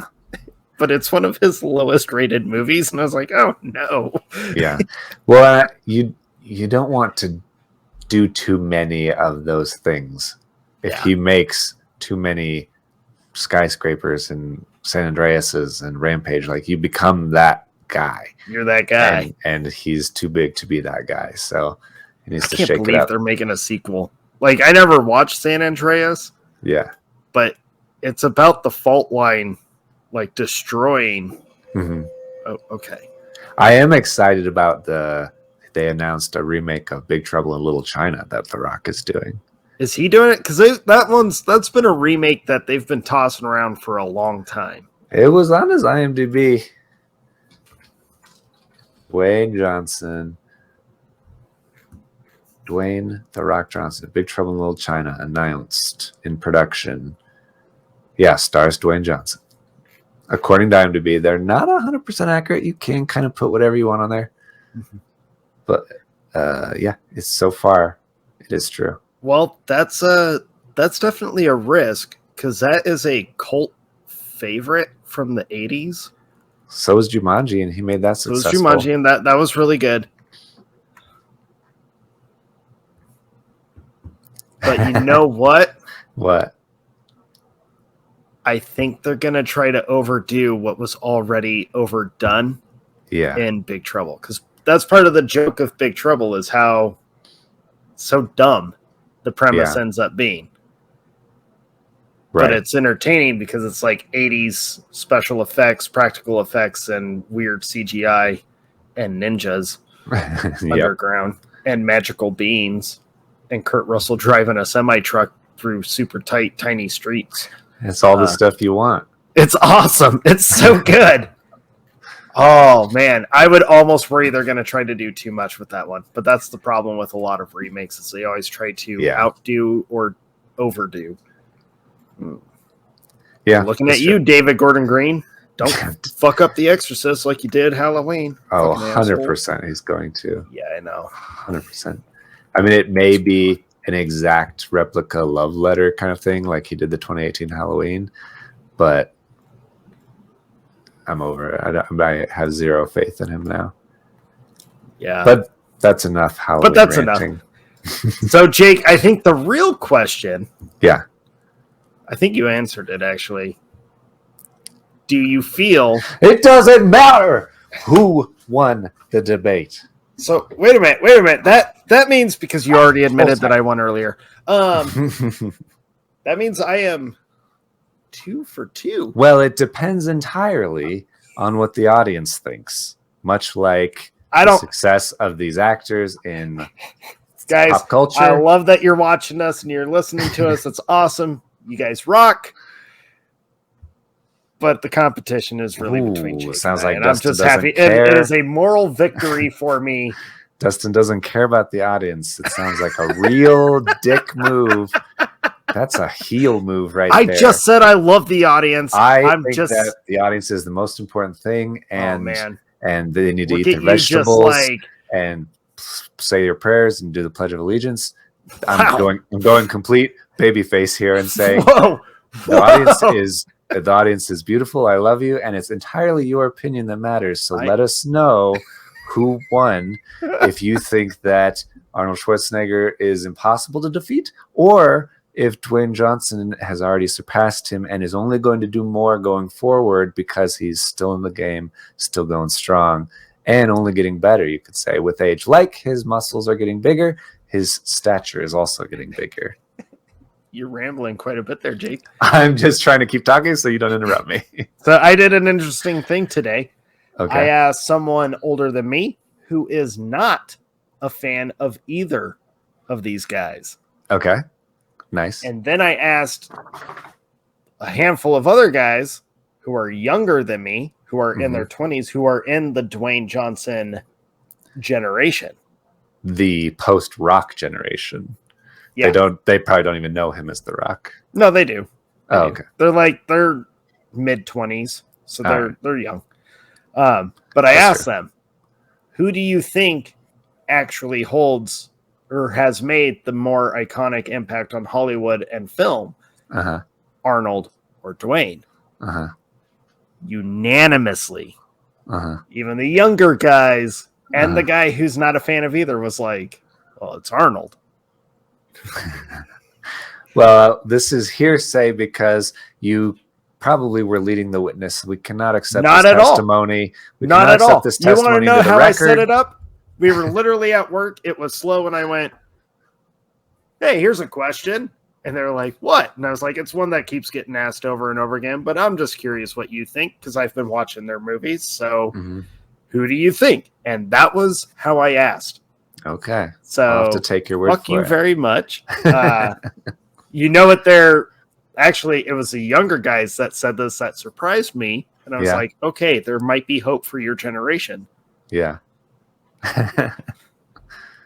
But their reasoning was, well, Dwayne Johnson hasn't made like a Predator where he Yeah. hasn't made a Terminator. He doesn't have that. And I was like, oh shit, Jake's gonna be mad.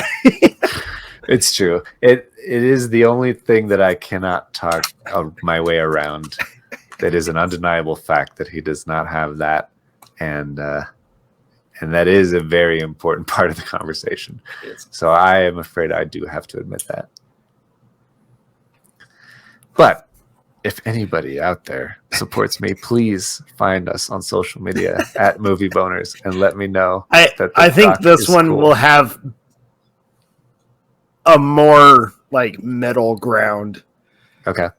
than our Dread one, because everyone knows that Which Dread was one unanimous. Is so that wasn't even. Yeah. That was fish Yeah. in a barrel, man. That was. I don't know. I thought that more people would support me on that, but nobody supported me on that. At all.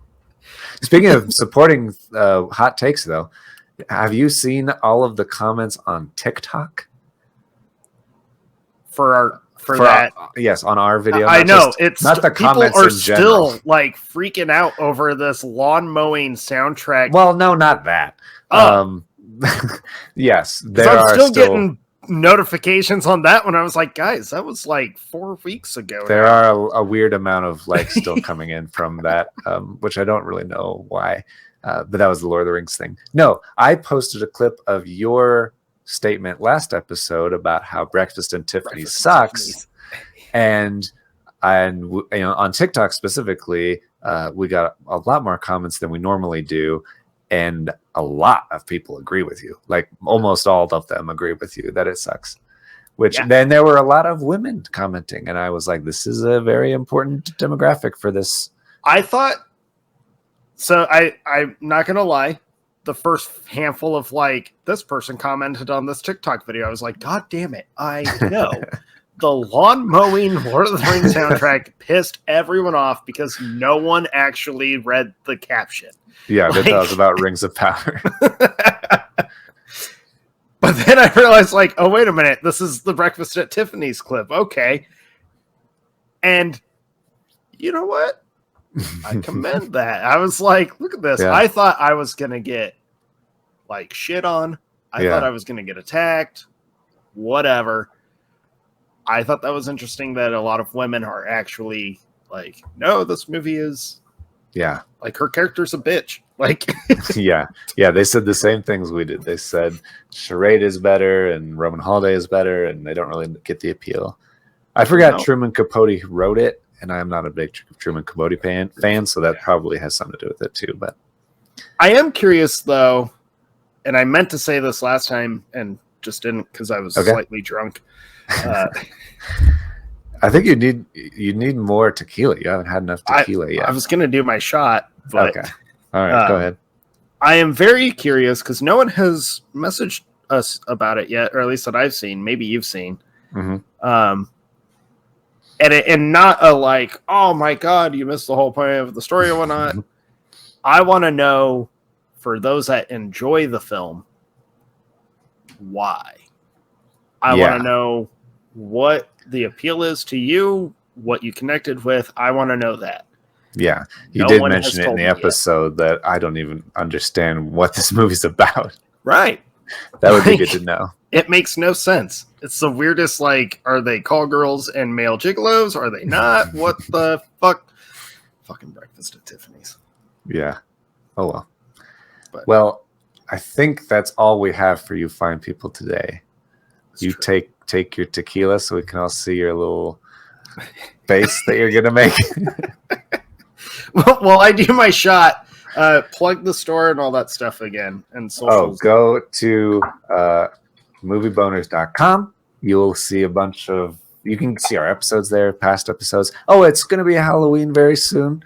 We've done face, bitches! We've done episodes on our top 10 horror movies and on just fun Halloween movies. A couple different episodes. So if you're looking for a fun Halloween movie to watch, check out previous episodes. We have a lot of great recommendations there. Also... A lot. Yeah, a lot. Also, next episode is going to be very interesting. I feel like we should brace people for the next one. Yeah. If you are delicately, how do I want to phrase this? If you are of a delicate disposition and are more interested in kind of gentle mainstream stories and movies, maybe the next episode's not for you. So Jake and I, if you've been listening and watching us for a while, which by the way, hey, did you get that cool update? No. For maybe. our show? 77% of the audience has upgraded to watching the show instead of just listening to it, which I am a big fan of that. Because at least on Spotify. I love being able to like actually do this remotely with you, and we can show all this shit, the screen sharing. There's the alcohol. All the shit, you know. All the shit. So I thought that was really cool. So thank you guys for doing that. We have some fun stuff coming up. You all saw the animation, which I love. Anyways, where was I? Next episode is going to be next episode. We decided, because it's us and we don't really get offended. We don't really give a shit. We thought it would be really funny to watch some of which they're called like controversial films, more so than offensive, because it's 2022. Everything's offensive. True. So we decided it'd be fun to watch like 10 of the most controversial films and see if they are in fact offensive. And just talk about offensive movies and offensiveness in general. Movies that try to be offensive, movies that were normal back in the day but are now considered offensive. It'll be very interesting. Big one. So if obviously we're going to go into detail on all of them and all that and what made them offensive or controversial. So like Jake said, if you are easily triggered, there you go. The next one might not be for you. But if you're not easily triggered, and if you're still watching us to this point, I think you're okay. If you are a fan of a show called Movie Boners, you may be okay with what we're about to talk about. You just might be able to. So, just prep yourselves. We're going to watch some movies that were purposely made to piss people off. Yeah. And then right after that, we are quickly approaching our 100th episode, where we will give our top 10 all-time lists, which I feel like I'm getting pretty close on nailing down, but it has been a journey to get there. Every time I think that I'm like at least narrowing this list down to at least 20, I'm like, shit, I forgot that movie. It has been a very difficult thing to do, but everybody asks, and so we're going to finally do it. That's like the question I get the most is, well, what's your all-time favorite? And I'm like, well, if you listen to the show, I already spoiled that one. But I'm like, there's a handful. And then they go, well, what are the others? And I'm like, I'm trying to narrow that down. So now you can just give them a link, and they'll have that in posterity for all time. So that's what's coming up, guys. By the way, Dwayne Johnson's tequila, not too shabby, especially a couple shots in. That beer I drink, that beer I drink was a 9% on top of tequila shots. Like, I don't think I should go to bed right away. Probably eat something. You're too old to be hungover. It's going to be the worst. Old. This is so dumb. All right. Well, thank you, everyone. We'll see you next time. What he said.